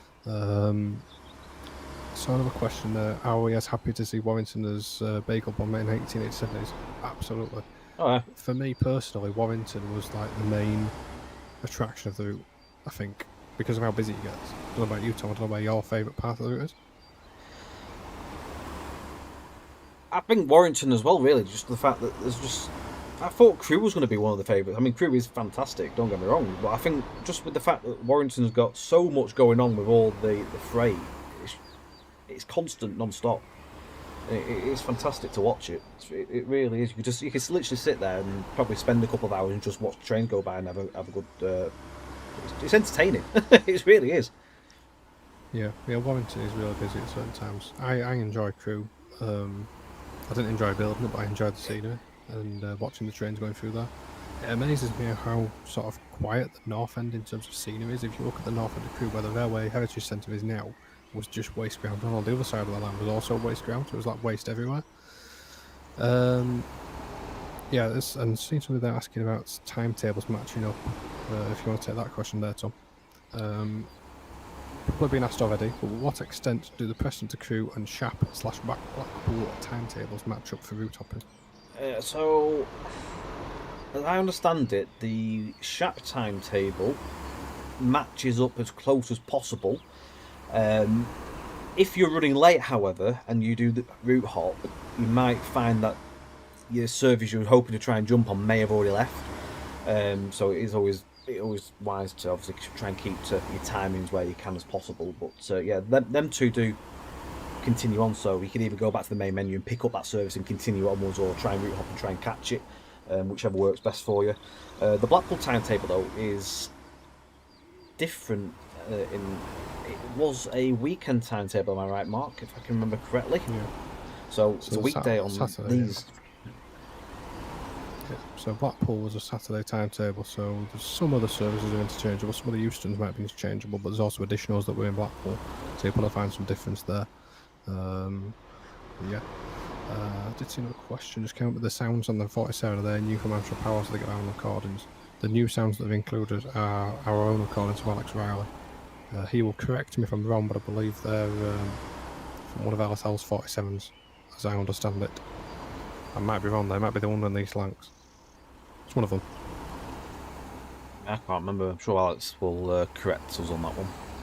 But the new recordings that I've added are they're our own recordings. There's nothing from Hampshire. I think we had some 47 bits actually. Was it Oliver Kirby? Wensleydale. Yeah, Oliver Kirby from the Wensleydale sent the triple pump, was it? Yeah. Where's that off? Is it 47? Oh no, it leaves the res one. Yeah, it's the res one. What they've got running there. Can't remember what number it is, but yeah, it's the res one at Wensleydale that came from. So big thanks to Oliver there, and obviously Wensleydale. It's a fantastic local as well if you've ever visited it. Another question I did get a few minutes ago was, would a Class 56 ever be considered? There were no strangers to Fiddlers Ferry and would be incredibly fitting for the era. Absolutely bang on right saying that they were incredibly common around here.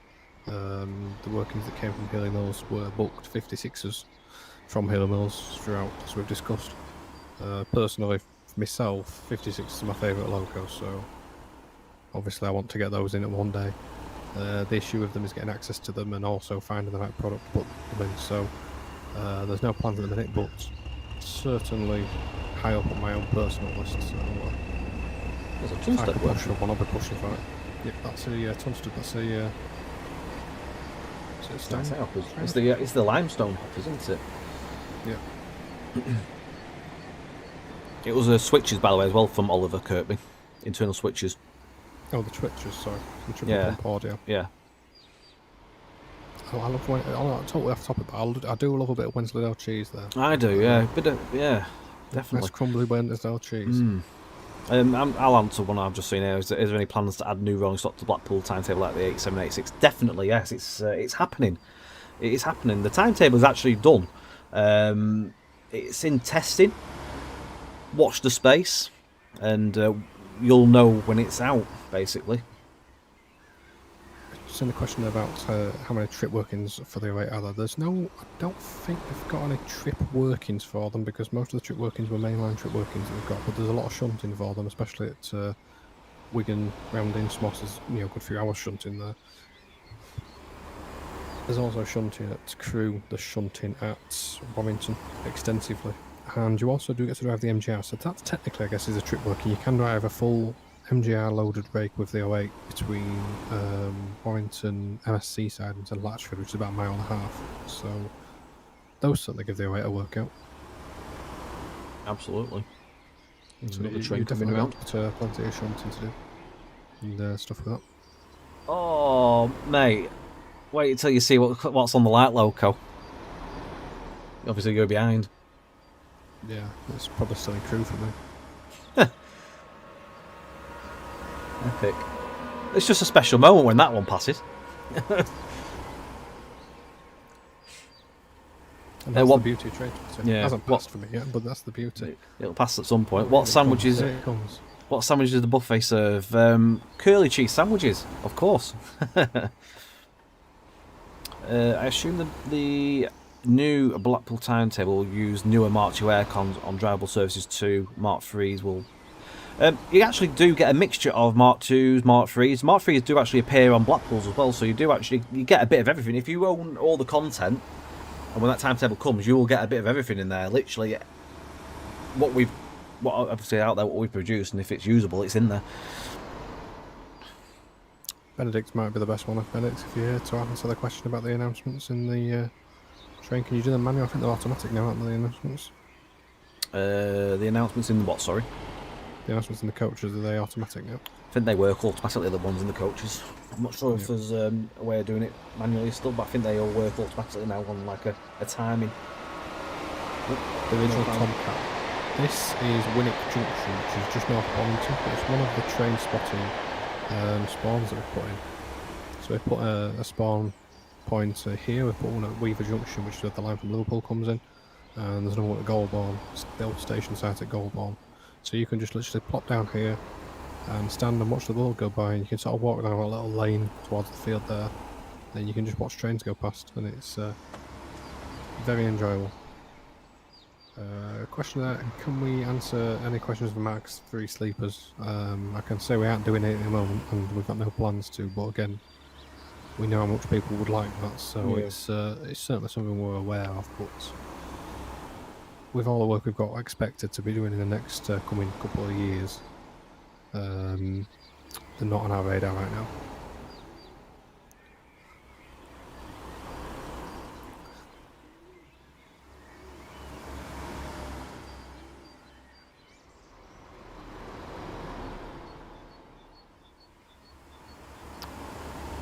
Will there ever be an option to have all the Blackpool seasonal services at once? I don't think there will be on that.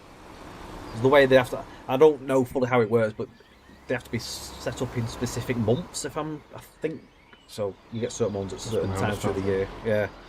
My understanding is they have to run at certain times of year, and obviously there's no way for the player to control that, as far as I know. So they can't be controlled the player end. So if we made it so they were turned on, they'd be turned on for everybody. Which obviously is not the intended experience, because obviously like illumination trains need to run when the illuminations on and stuff. Sorry, we're now down to how do the Mark II Fs from 862 and pack come into this route. So those coaches come in pretty much all the time. If that train was all Mark II D and E stock, then that was an outlier, because there's they're very rare to see all of them with Mark II Ds and Es. The Mark II Fs are very common you have the 862 and stuff installed, you should be seeing them unlocked. Obviously, the difference you'll notice with the obviously the DEs and I forget which one it is. What is it? Is it D's or E's? What have we got? I know we've got the S with the 862. Mark, yeah. I've got the Mark 2D BFKs and then the E. Now this is the bus has come back in its return journey, hasn't it? Yeah, it literally has. Just give me at 11 o'clock at night. There's so many coaches. And, remember exactly what coaches we've got. The differences between you'll notice with the two is the fans. Yeah, there's two fans, isn't there? We've got the Mark 1 RBR, we've got the Mark 2D BFK, the Mark 2D FK, the Mark 2E TSO. Those are the coaches that have included with the route, both in Intercity and BR Blue, although the buffet I think is only in BR Blue. Yeah.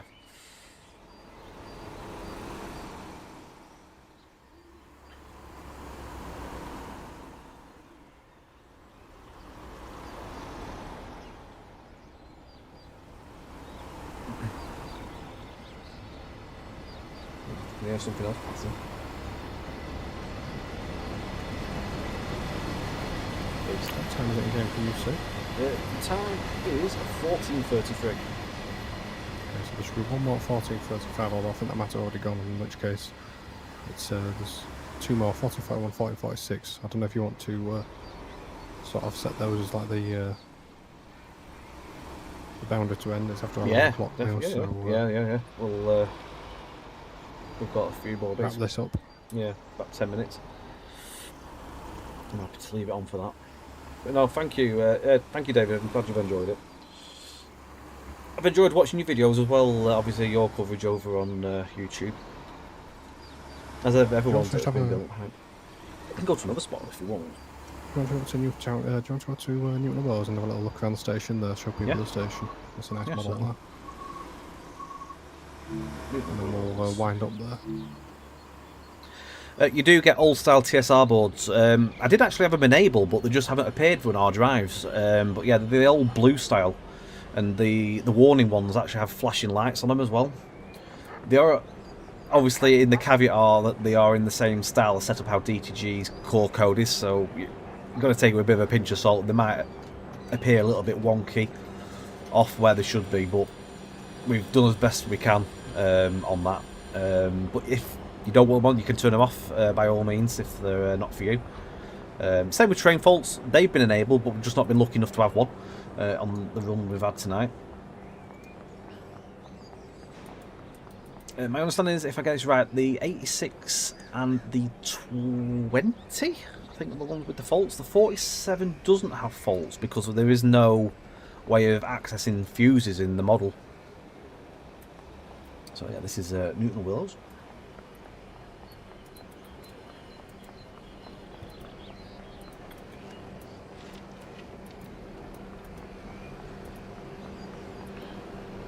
Got the old motor rail terminal at the back.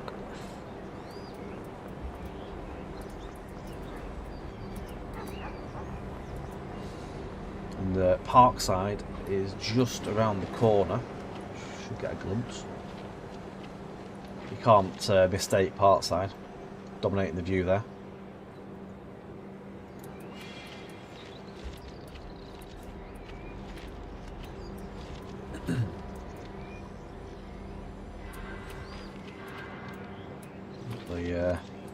From the ramps where they would load cars on.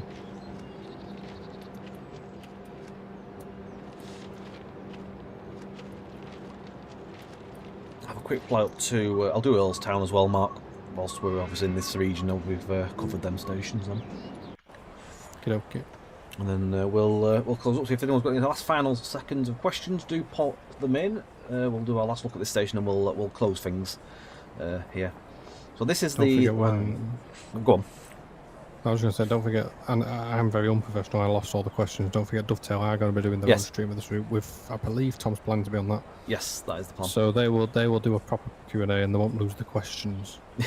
I do apologise actually for losing the question. I'm not sure quite how I did that. I think it's when I started sending Tom messages. I think I deleted them and then I copied and pasted another one and then deleted all the rest. So this is why I don't stream. Yeah, Dovetail obviously, I would assume that as usual they do make a thread on the forum, so obviously direct any questions when that appears and opens up.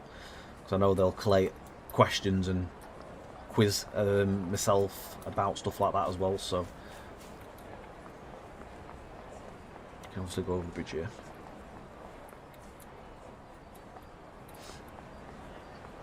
So this is the main platform that you'd use on the curve to go back round to Warrington and Newton and Willows, but you can access the other one. So you walk down the path and then you can go onto the other platform. This used to be a little bit of a fun fact for you. There used to be actually a track through here. There used to be a flat crossing which came here, I believe it was here. And it went down there. There is, if you look online, you actually can find pictures of it. But yeah, there was a flat crossing here, so it went off to a colliery many years ago. I've seen some pictures of that and some steam little tank engines going over there pulling coal wagons.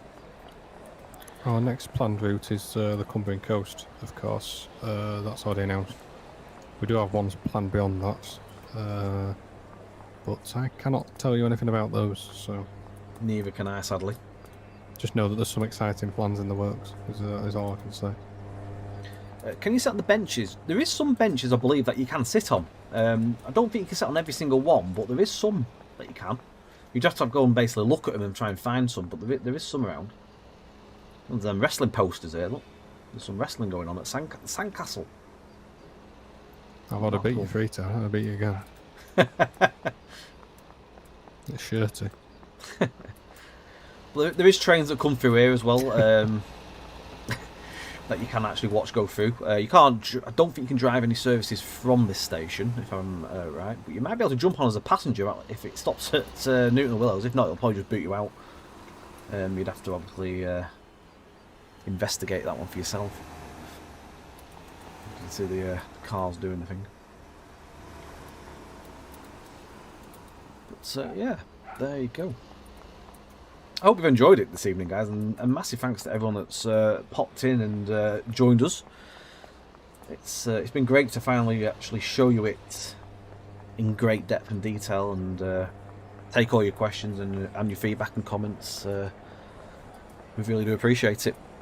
Don't forget, it will be coming out next Thursday on Gen 9. And then it'll be coming out obviously on Epic and the Steam store as well. £29.99, €35, I forgot that right, €35.99 and $39.99.